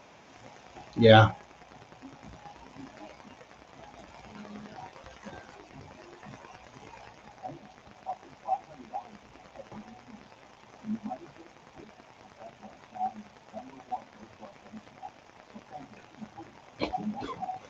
So I think SmackDown next week will get 2 more qualifiers for SmackDown, 1 male, 1 female. SmackDown Money in the Bank qualifier for SmackDown next week. Do you see I mean, I don't know if Naomi or Jade Cargill's going to be in it, because we had Charlotte, Zelina, Julia. We've had Alexa, Chelsea, and Michin. Do they add Naomi and or Jade Cargill to this in a qualifier next week, or just one of them? Oh, Adam Carl in the chat. JC Mateo 2 at SummerSlam.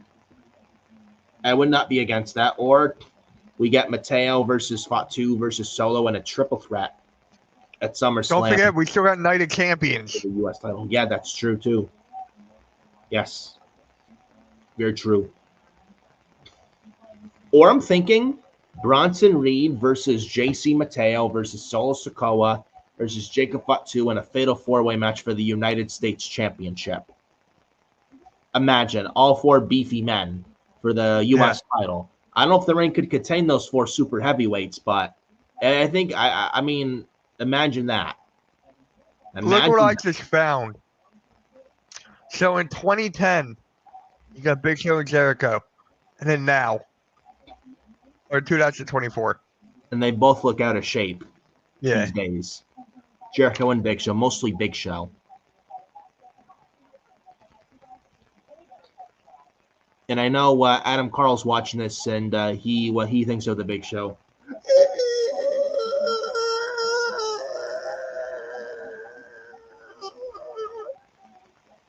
Yeah, the Big Slow. But yeah, as I was saying, for one more SmackDown female, because we're going to get 1 Raw, 1 SmackDown female left to qualify for the Women's Money in the Bank. For 1 more SmackDown female for that match, I'm trying to look Hey, I'll be right back. All right.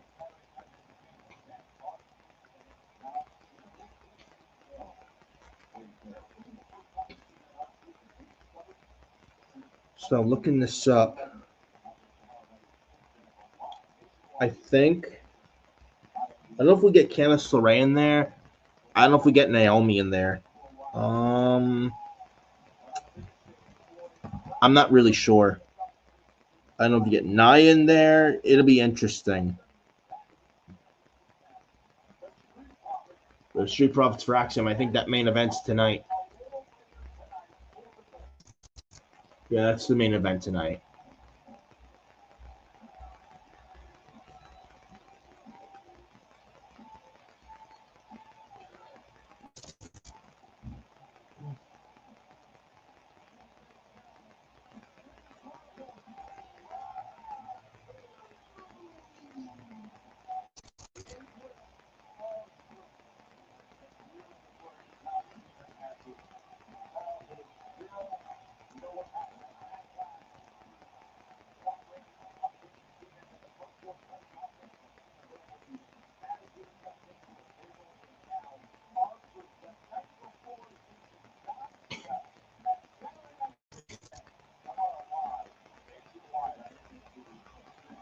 Know Our Truth segment.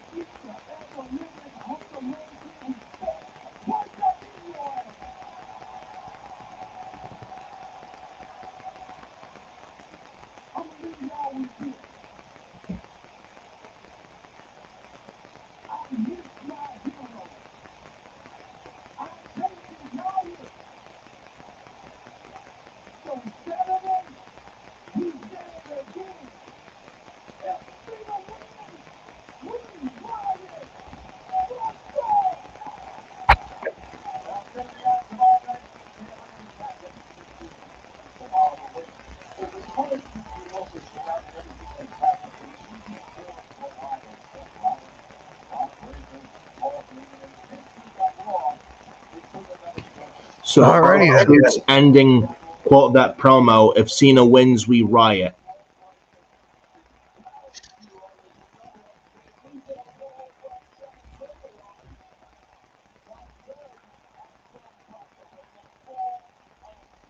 If Cena wins, we riot.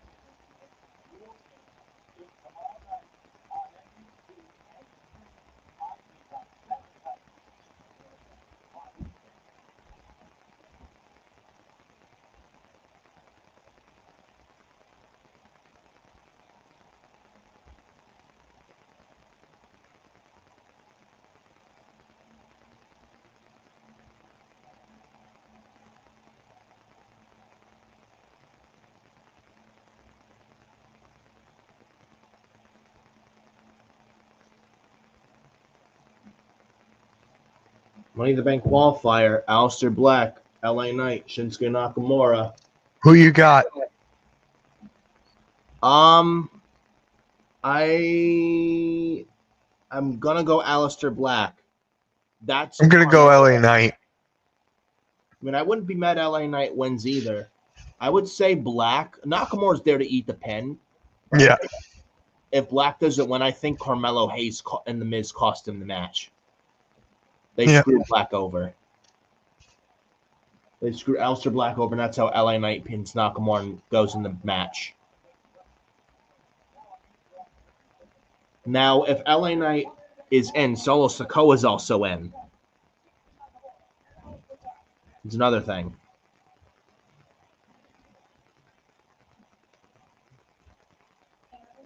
And I think if Aleister Black wins, that's it for LA Knight on SmackDown. You have a draft hopefully this summer, and you move LA Knight to Raw. But I got Aleister Black. Nakamura is, without no questions asked, Nakamura is not winning. He's only there to eat the pin.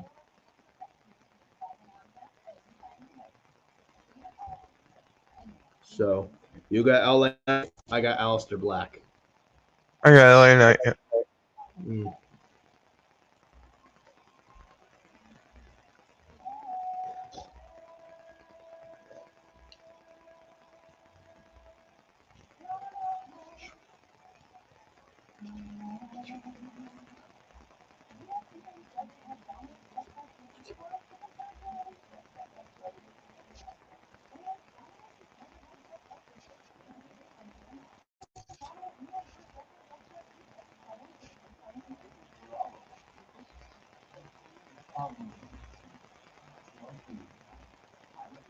So TNA Under Siege is also tonight as well.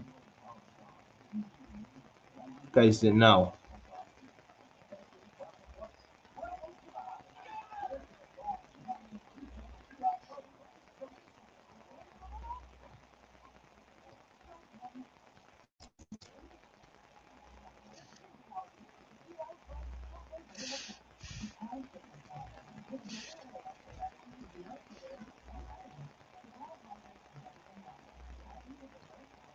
Hey, if you guys haven't yet, subscribe to our gaming channel and movie channel, Hardcore Play and Rewind. We have 75 subscribers already, Nick. Nice. Already. 25 away from 100, so please subscribe over to there. We have a podcast tomorrow at 1:30, so make sure you guys tune in. And me and my buddy, Nick, you're going to be ready for this. We're going to be doing a Will Ferrell kind of like podcast where we're going to rank all his movies. Huh. So one of my friends who he doesn't do YouTube, so he wants to do one. We love movies and sports, but I'm like, hey, let's just do something about Will Ferrell. I think that'll be fun. Yeah. I like the idea, man. So Yeah, that's why we have Hardcore Play and Rewind, so we could just go live there and do anything. yeah. Mhm.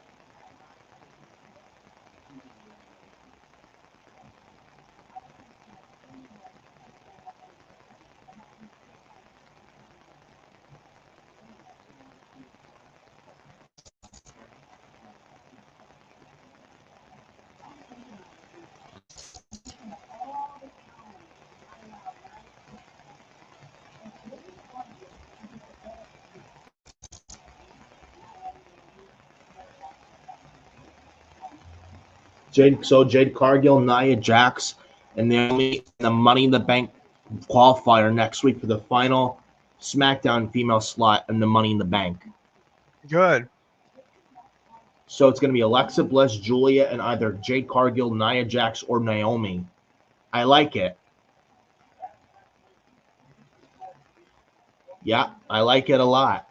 It gets some nice star power in there. Naomi, Nia, and Jade. I got Naomi winning that, Me too. I got Naomi as well. and Nia Jax takes the pin. Yeah. I could see Jade. I could see Jade hit a move on Nia, or Nia hits a move and Naomi steals the pin. I think Naomi wins it. It qualifies.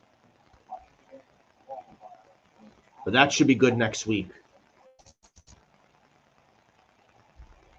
But Nakamura, Black's made his entrance. Nakamura's making his entrance. Now this is LA Knight.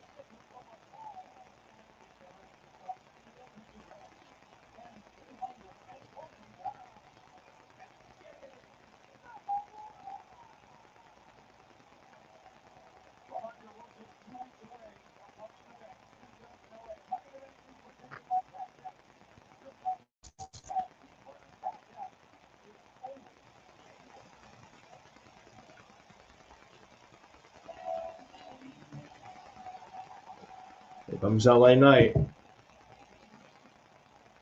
I wanted Aleister Black to win, but I just got a feeling LA Knight. He's been losing a lot.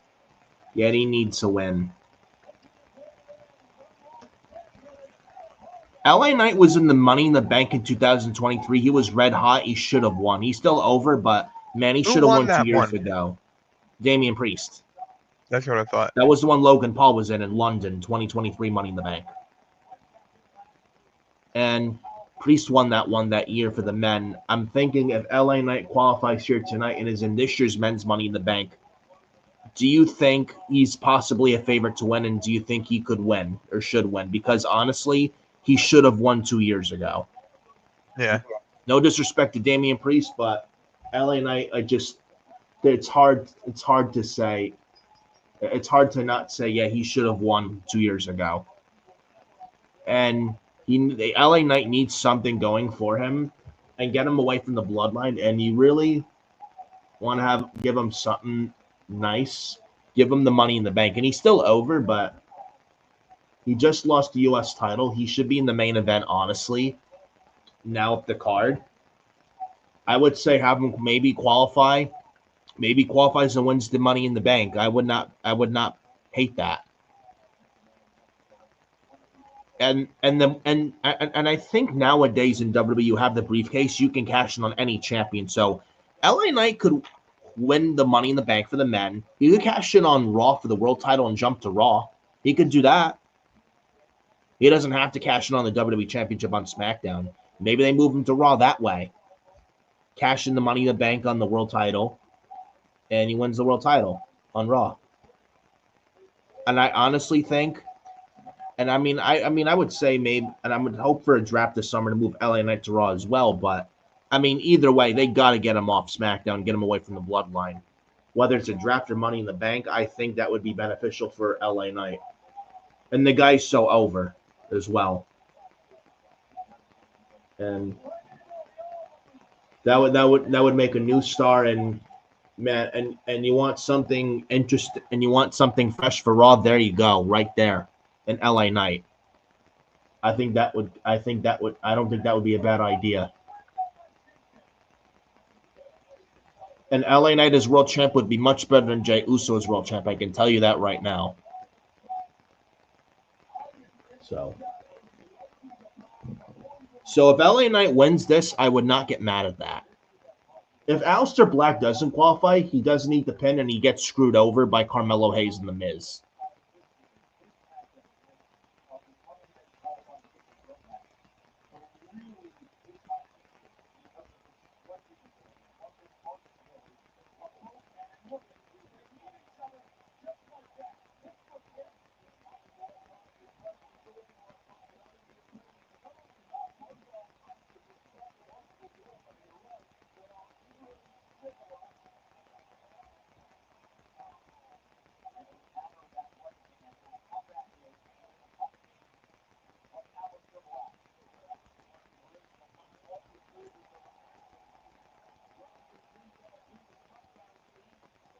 Uh-oh.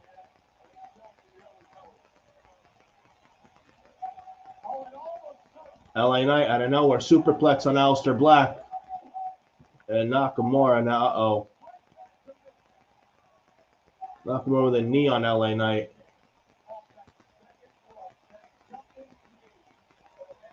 Who's going to Money in the Bank? We'll see when we come back.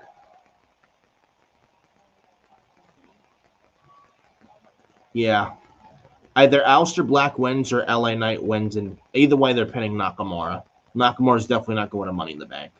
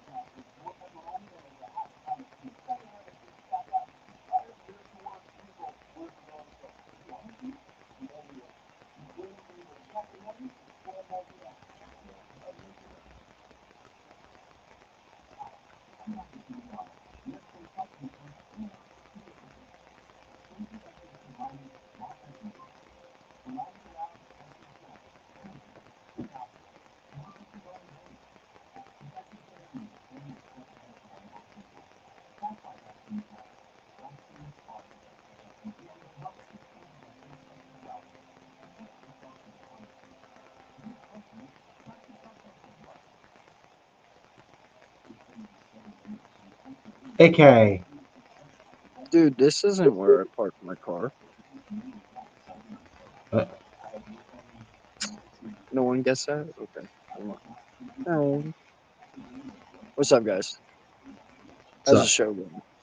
You enjoying wrestling tonight? it's all right. All right. Julie, man, I thought she wasn't going to qualify for Money in the Bank, and I was scared Charlotte was going to qualify, but thank God she didn't. Yeah, I would have kind of been angry about that as well. Her Yeah, time is up, man. You know, let some of these young people have their turn. You know. yeah. I feel like things have passed Charlotte Flair by. Listen, man, I've always found that to be one downfall to the WWE, man. There is a sense of these guys don't know when just to pass the torch, you know, and whether it's a creative uh director decision or whatever, I get you want to bleed it dry until there is no more, but sometimes it's bled way too dry.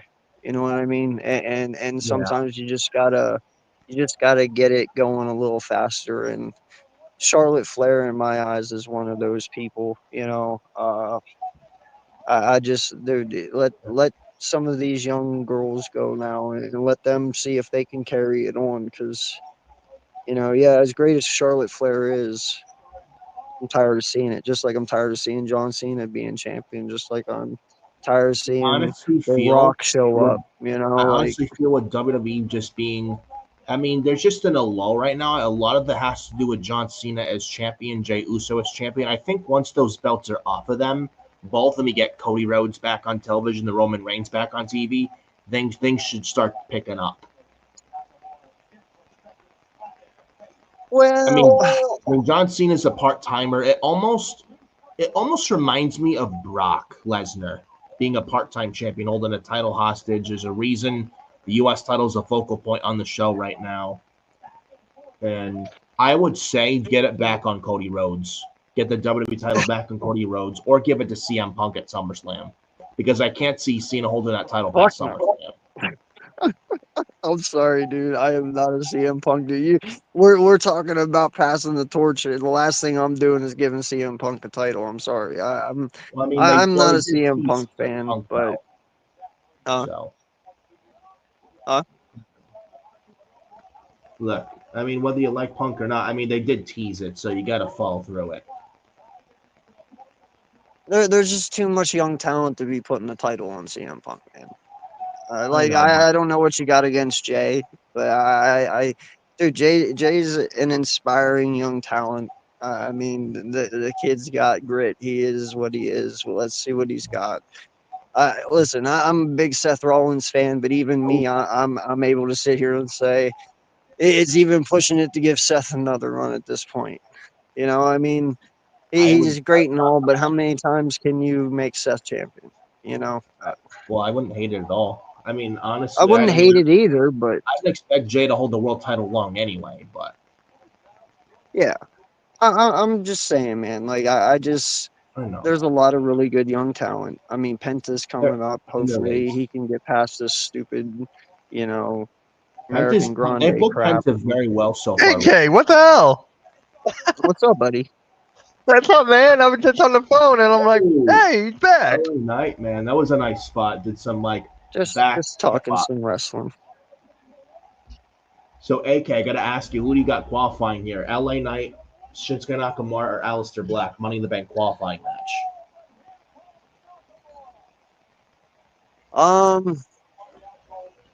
I I'm got LA gonna have to Knight. go. I'm gonna have to go with LA Knight here, man. Because one, the third guy you talked about, he's not good enough. Well, I can't say that. He's not Well, we mentioned relevant enough to be put in yet. And Shinsuke, I don't know, man. I have nothing against him, but we mentioned things that passed Charlotte by. I think things that passed Shinsuke by too. exactly, yeah. Like I just LA Knight at this point. He's got the motivation. He's got the fans behind him. It's kind of hard not to have him in it. You know what I mean? Like some of these guys, you can tell who's going to be in and who's not just by the momentum they have behind them. You know what I mean? Some of these guys are pretty plain and simple to choose. Yeah. Black Mass on Nakamura out of nowhere. There's no way. Whoa! Night one. Black Mass. I'm not a big LA Knight Knight fan, but the writing was on the wall. I think this is a good move. His character's too big to fail right now. That's the point. Aleister Black's protected, doesn't need the pin. I like that. Protects Aleister. The Knight right won't eat the pin. Black will be fine. He'll be okay. Knight going to Money in the Bank, I think it's the right move. I would say maybe give LA Knight the briefcase. I just talked about this with Mitch. LA Knight should have won the Money in the Bank in 2023. I think now's the time this year to rewrite that wrong, because Vince didn't want LA Knight winning in 2023 for that Money in the Bank and gave it to Damian Priest instead. Do you think hopefully this is like righting that wrong, and this time we get LA Knight winning the briefcase? Because I can't say. I'm waiting for who's ever in the match. And he should be up the card. Well, listen, who has qualified so far? Just him and Solo. LA Knight, Solo Sikoa. Who has yet to That's go? it. Wait, who we got? So we got LA. Who- I'm gonna look this up. Who has yet to go to qualify yet? So hold on. Looking this up right now. It's just them too. They didn't even announce any qualifying matches. No. Oh, they don't know who's going to be the other competitors yet? The next qualifying matches are Monday. for Raw. We got And no we got next week also. We got LA Knight Solo Sikoa. Yeah.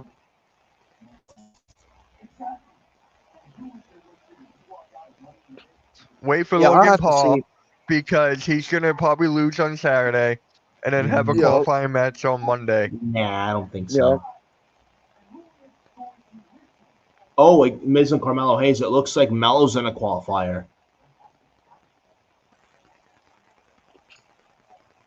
I don't know. We'll see who the people are, and then we'll talk about that.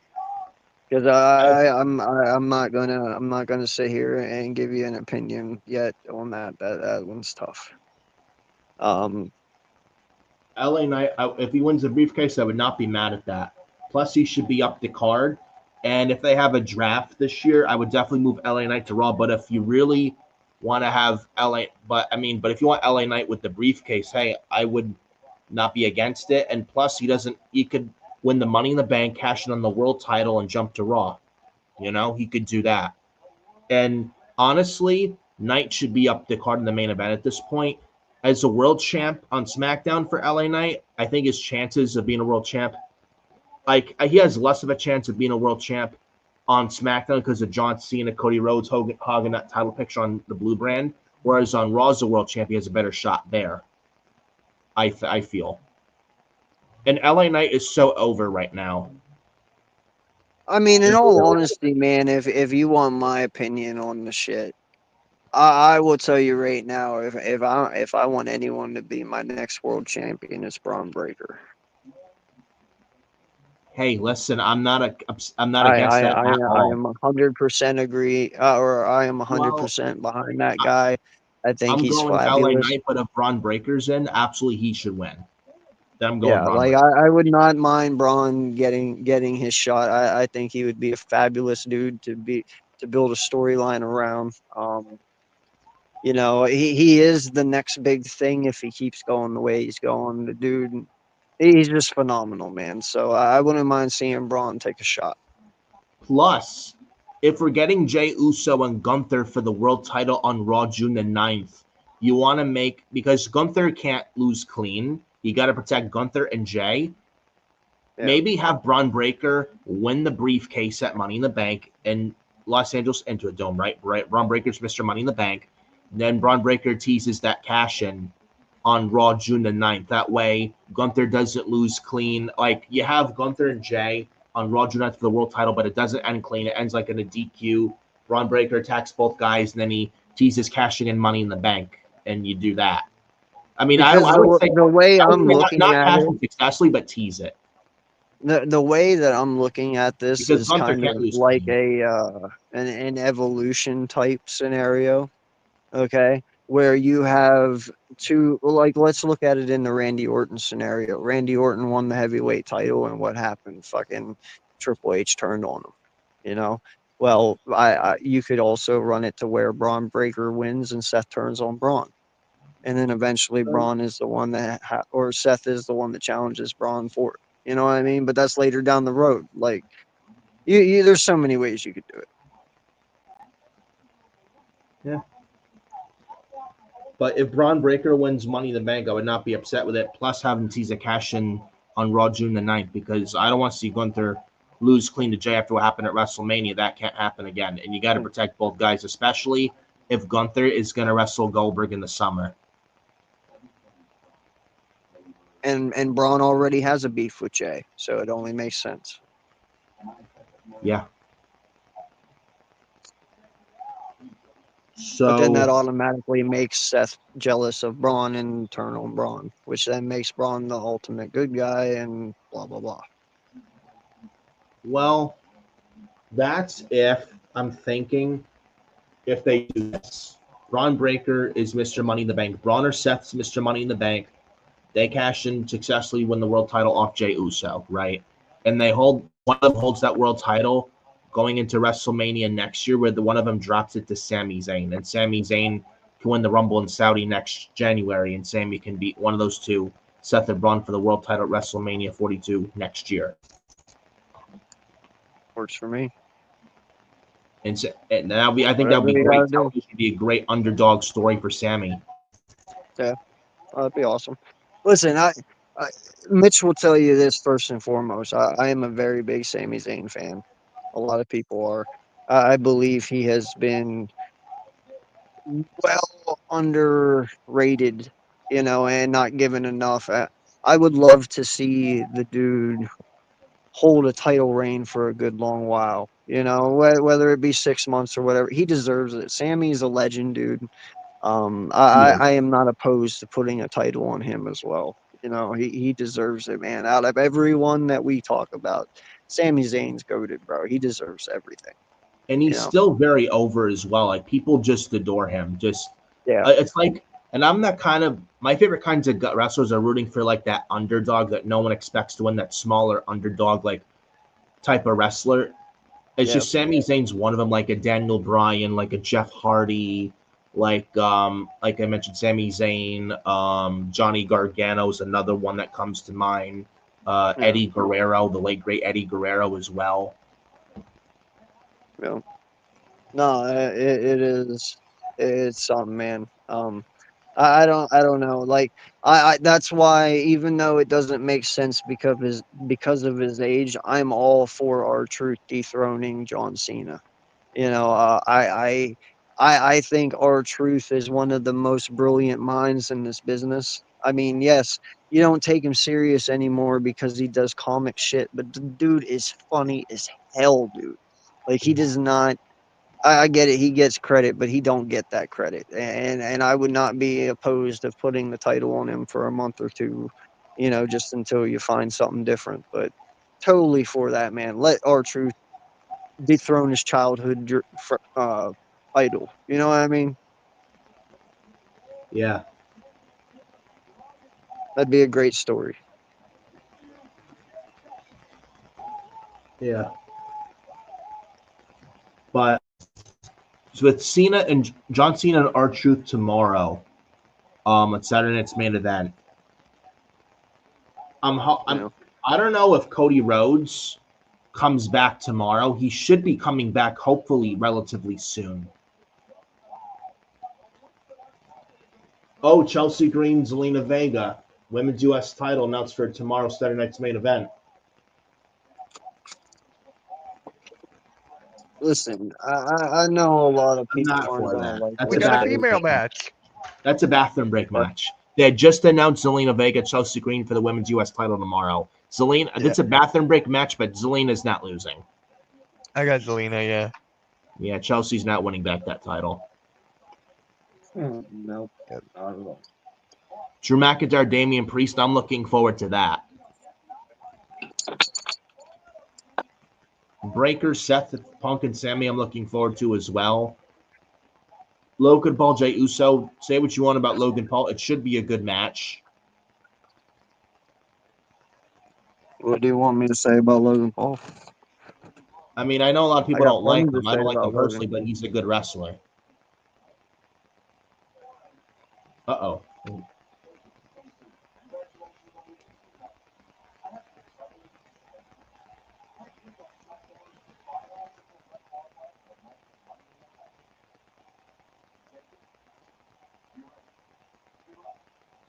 Ooh. Jacob Fatu's in a Money in the Bank qualifier next week, so it's Jacob Fatu, Carmelo Hayes, and another person. Wow. I did not expect that. This is interesting. Very interesting. I did not expect that. Aha. So they got Nia Jax, Jade Cargill, Naomi Money in the Bank qualifier next week. That'll determine the third SmackDown female slot. The third SmackDown female slot for the women's Money in the Bank. Because you got Alexa Bliss and Julia from SmackDown, Roxanne Perez and Rhea Ripley from Raw. You got one more Raw female qualifying this Monday. And then next Friday, either Jade, Naomi, or Nia. That'll fill the 6 slots for the women's Money in the Bank. Then you got Solo Sikoa, LA Knight, as well. Both from SmackDown, Sikoa and Knight. And then next week as well. Then you got 3 more. Then you got 3 males from Raw to qualify. I assume we get some We get a couple of them for the men this Monday. I at least one for the men this Monday on Raw.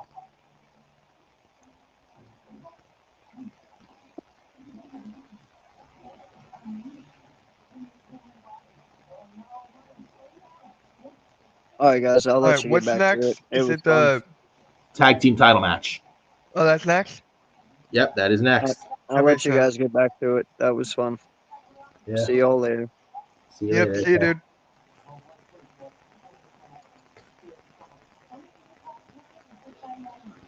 So Alright, surely Fraxium has to win I'm this. just making sure. Still going. Okay, he did not end the stream. Like what happened with Joe. We're good. Okay, great. Yeah, I was worried about that. He would not do that. He would not. But sometimes when you're on the phone and you exit out, it ends the stream. So it's a StreamYard thing. It's not. Hmm.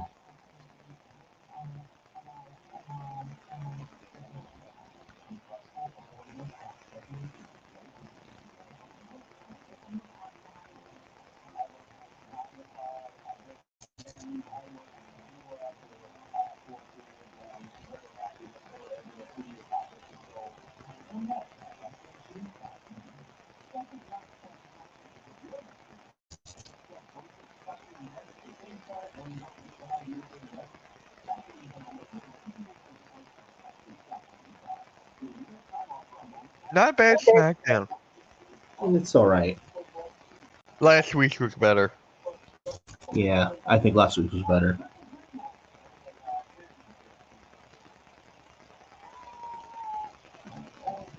The Pacers are up by 3 with 1:05 left. Oh, fuck. And what 110 quarter? to 107. Quarter 4. Shit. Oh, 7 from the Knicks. Oh, boy.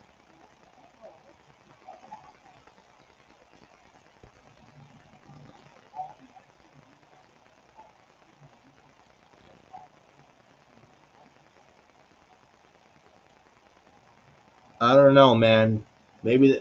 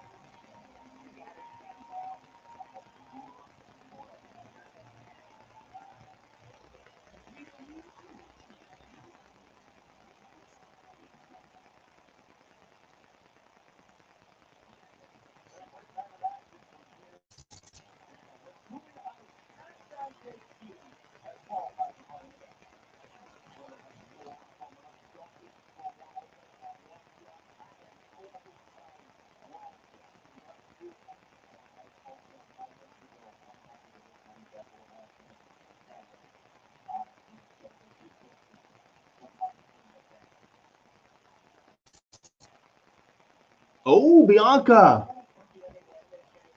Oh shit.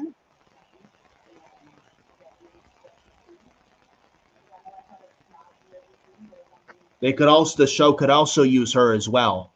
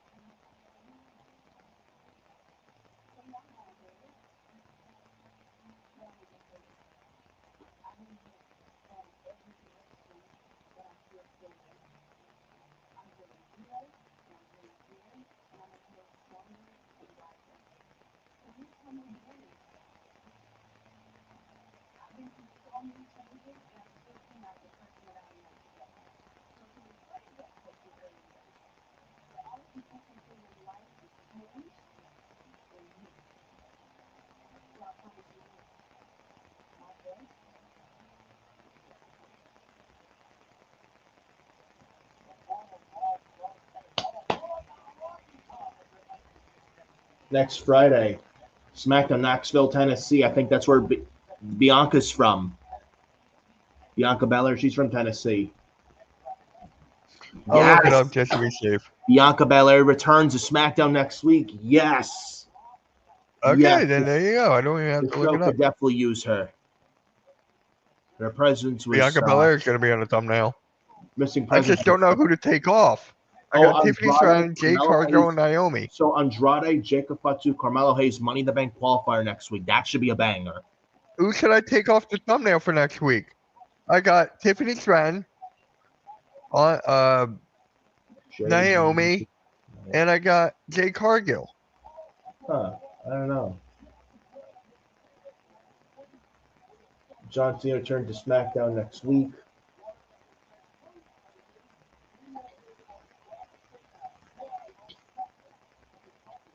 I don't know who to. They gotta get that. Oh, title. I can't take off Cena now. Mm.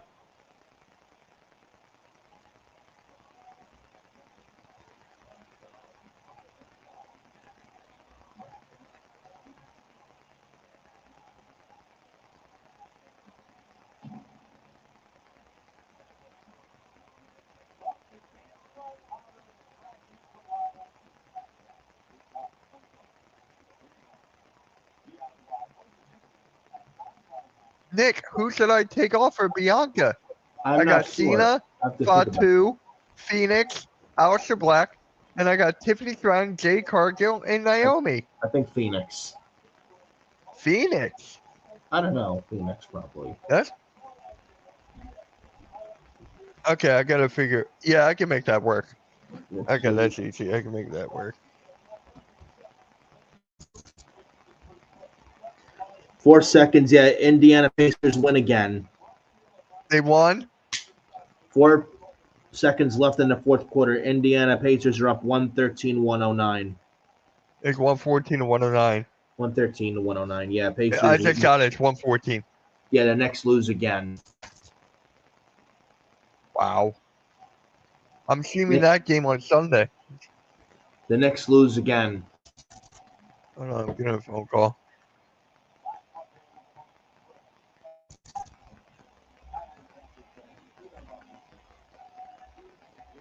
Fucking Knicks, man. Holy shit.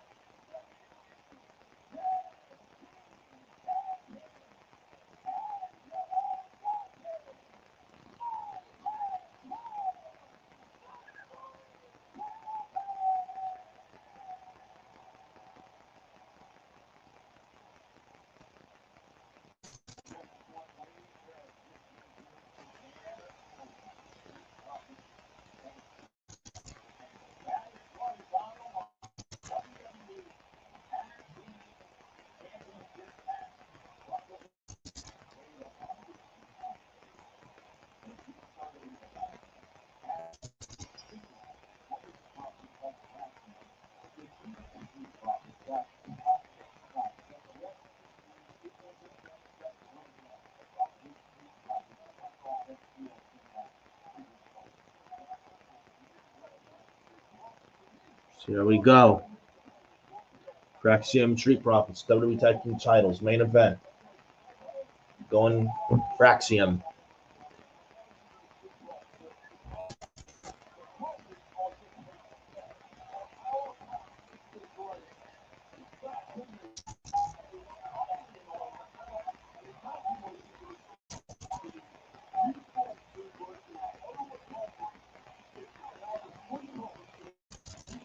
Go.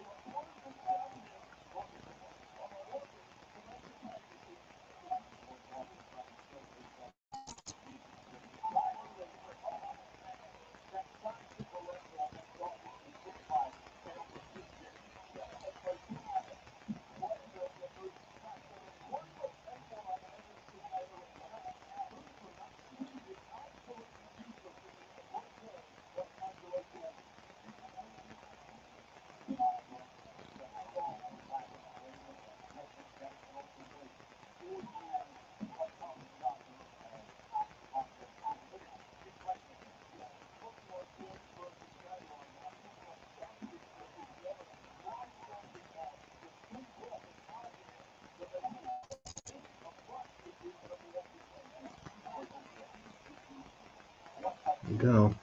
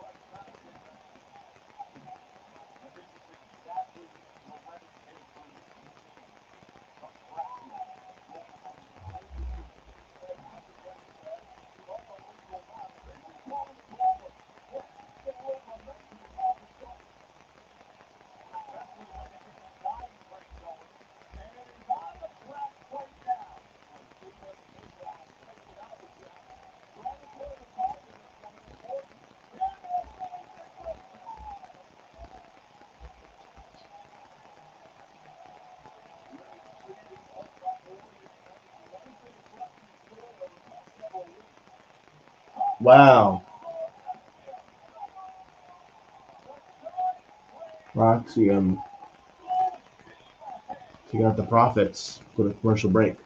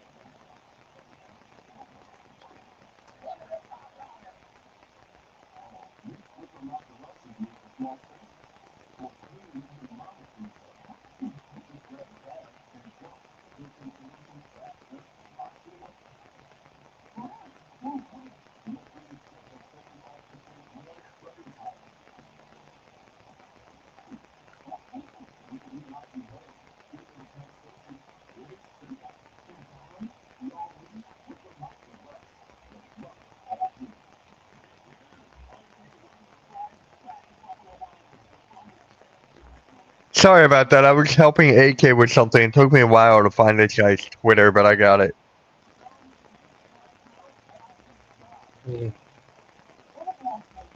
Yeah.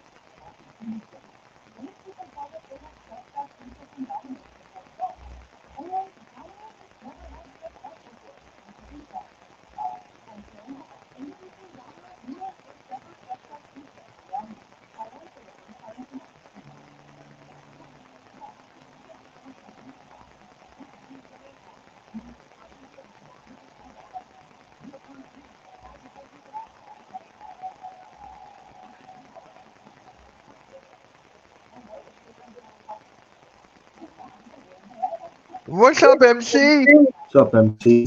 What's up, man? Checking in. What a great night. Yeah, Nick's lost. Nick's lost. Yeah, sadly.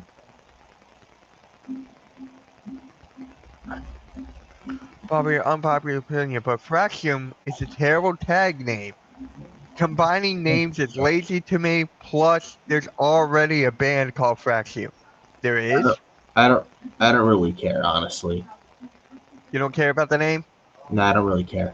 As long as they're booked right.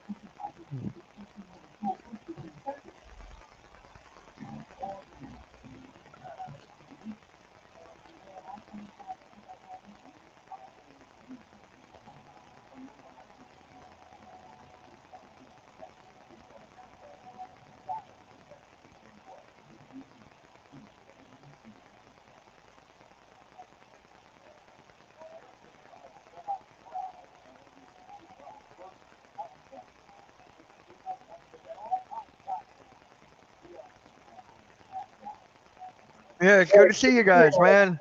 This Yeah. match is pretty good. I had to find something on Twitter. It took me a little bit, but I get it. Yeah. The static noise, I think it's from him. What Probably. static? What static? Yeah, well, I'm not hearing anything. It's all good. Yeah.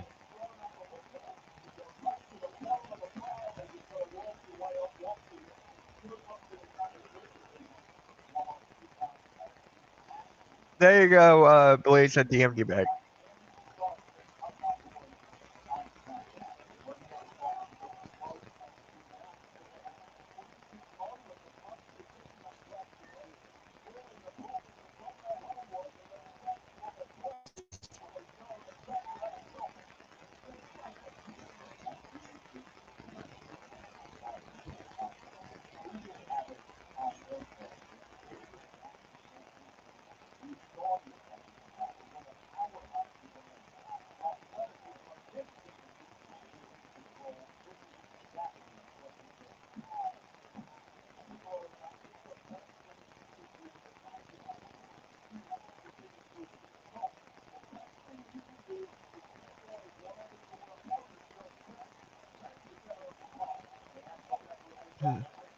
It's all good. It's all good. The stream's fun. Thank you, appreciate it. But the SmackDown has not been good.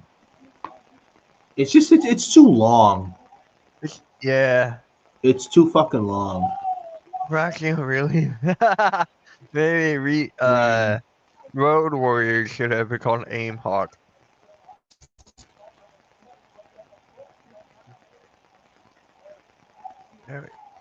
There we go.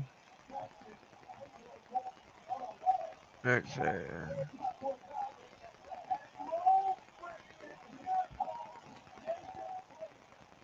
Nathan Frazier, here we go.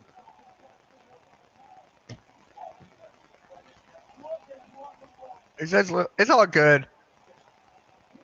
Running kick from Nathan Frazier. Here we go. Sling blade. Yeah, MC, I'm streaming the game on Sunday. Me, Blaze, and Rio, we're all streaming the game on Sunday. Running shooting star from Nathan Frazier. Beautiful, and a kick out from Montez. It's a good match, but it's just been, the show is 3 hours, MC. It's a 3-hour SmackDown, so it's just like. The sooner the show goes back to 2 hours, the better this show is going to be. I'm telling you right now.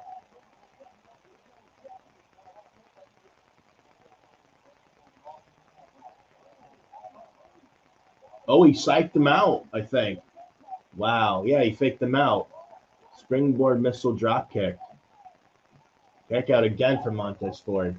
Yeah, Nathan Frazier just psyched out Montez Ford. He did it picked him out on instinct. Yeah, MC Philly. Yeah, 3 hours is too long for SmackDown. Way too long.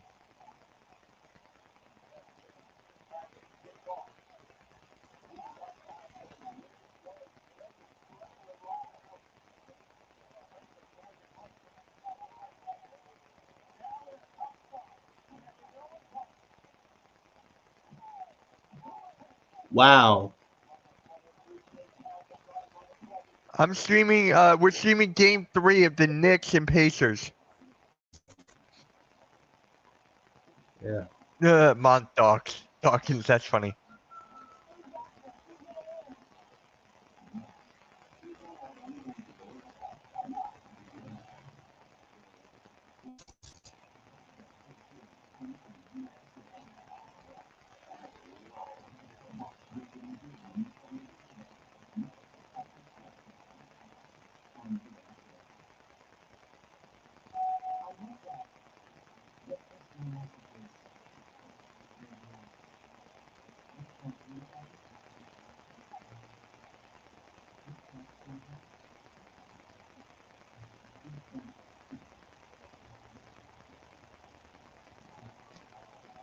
So then the final commercial break, huh?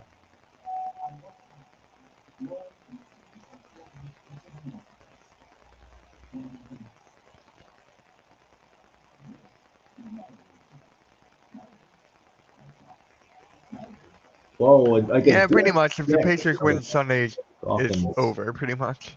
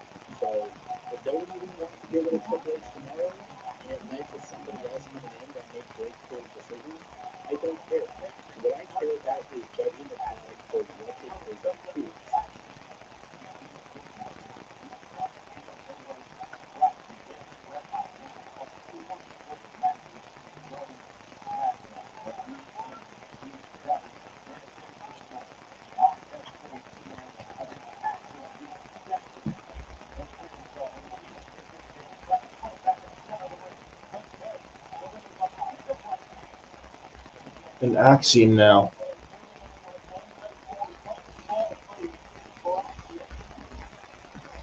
Oh, what a kick from Axiom. Sleeper.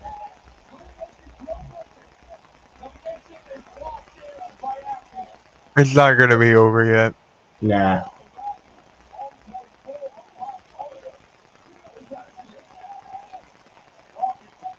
Oh, a guillotine. Nathan Frazier just got Angelo Dawkins at a guillotine. Oh, a double submission. They're not going to tap out, though. Profits are not going to tap. Same time. Oh, that was unique. Dawkins with the overhead belly on Nathan Frazier. Nathan Frazier lands on Axiom to break up the Axiom submission, sleeper hold submission.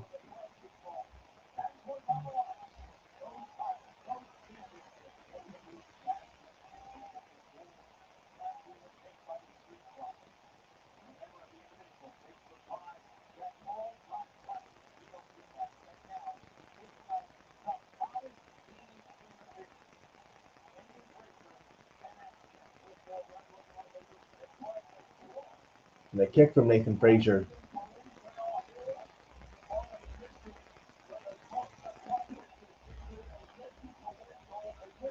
I wonder if we still see the Wyatt 6, though. I don't know. Probably not. I mean, if we have the end credits and they're not showing up, then that's it. But I don't know. I mentioned it earlier, but I don't know at this point. Oh, Nathan Frazier running up the top rope. He's going for a superplex. Frazier lands on his feet. And Nathan Frazier going to try to suplex again. Devonta's forward, hits it. And suplex into a Falconeer kick combo. One. Oh, almost. Montez Ford just kicked out. Wow.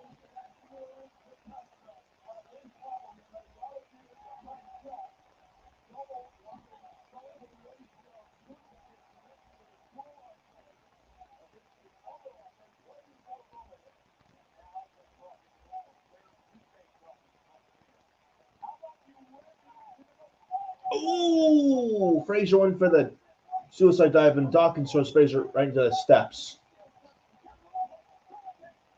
Ooh.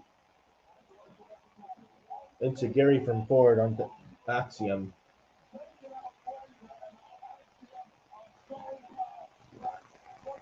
There we go. Just a blockbuster. Wow. Oh. Frazier just broke up the count. Oh my God. Let's end this match already. No, I'm liking this, actually. It's picking up. Why do you want it to end? I'm fucking tired. Well, I don't know. We may get new champions. Who knows? I don't care. I just want this Well, to end. I care. Praxium is Okay, great. good for you. Praxium's great.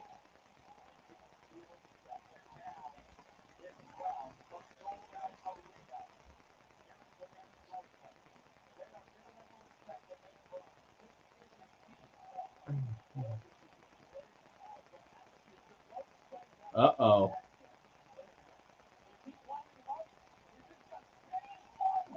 Spanish Fly into a Phoenix Splash. This is it. This is over. Here we go. 1, 2. Wow. Oh, my God.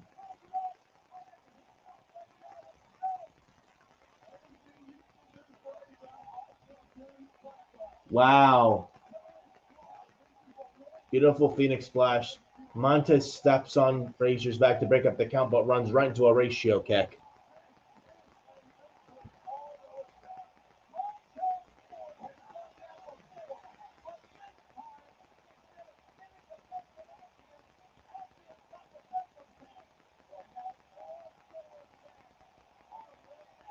Oh, DIY coming out. What are they doing here?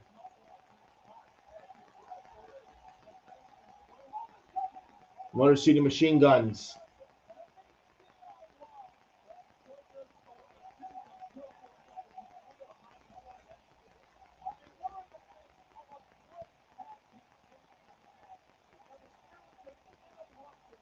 Oh, it was Axiom. Wow.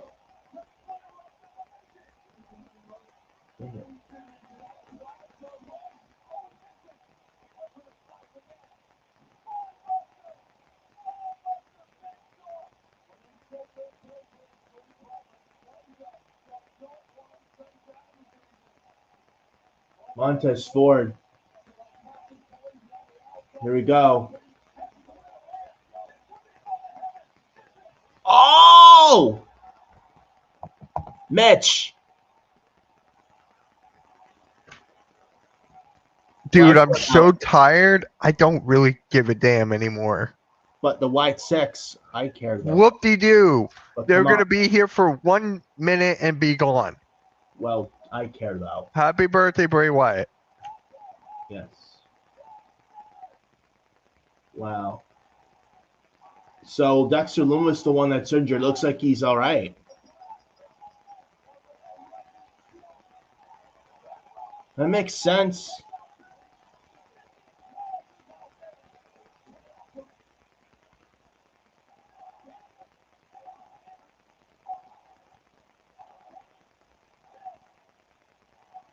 Joe Gacy, Uncle Howdy, Eric Rowan, Dexter Loomis, and Nikki Cross.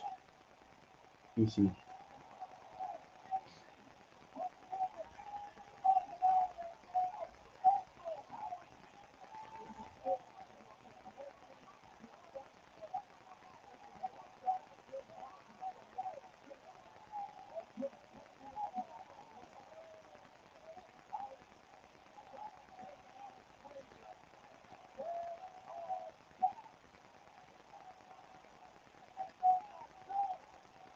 Taking out DIY, the Guns.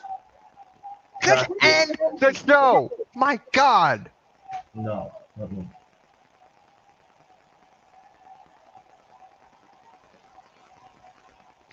Well, they're back. Happy birthday, Wonder Rotunda. The White Six are back. Guys, show is too long at 3 hours. The sooner they go back to 2 hours, the better. So, guys, we will catch you later tomorrow for Saturday night's main event. Mitch and I will be on there, live on NBC. Be here on the channel. 8 o'clock, we'll be there. Battleground, Adam Carl and I, this Sunday for NXT Battleground in Tampa. Look forward to that as well. We appreciate you guys here on the stream showing up. And Mitch, and I know he's tired. We're getting out of here as well. I'll catch you guys tomorrow for a Saturday night's main event. I basically had no energy from this shit show. Well, it's too long. That's the fucking fucking energy. I don't give a fuck that Wyatt Six are here. Happy birthday to Winter Rotunda, but they're not going to be used. They're not even going to be used. Yeah, I mean, yeah, I think. All right, guys. We'll see you tomorrow. I gotta end this shit. But we'll see you tomorrow. For Yeah, we'll Saturday see you night. tomorrow. See ya, guys. We're out. Have a good night.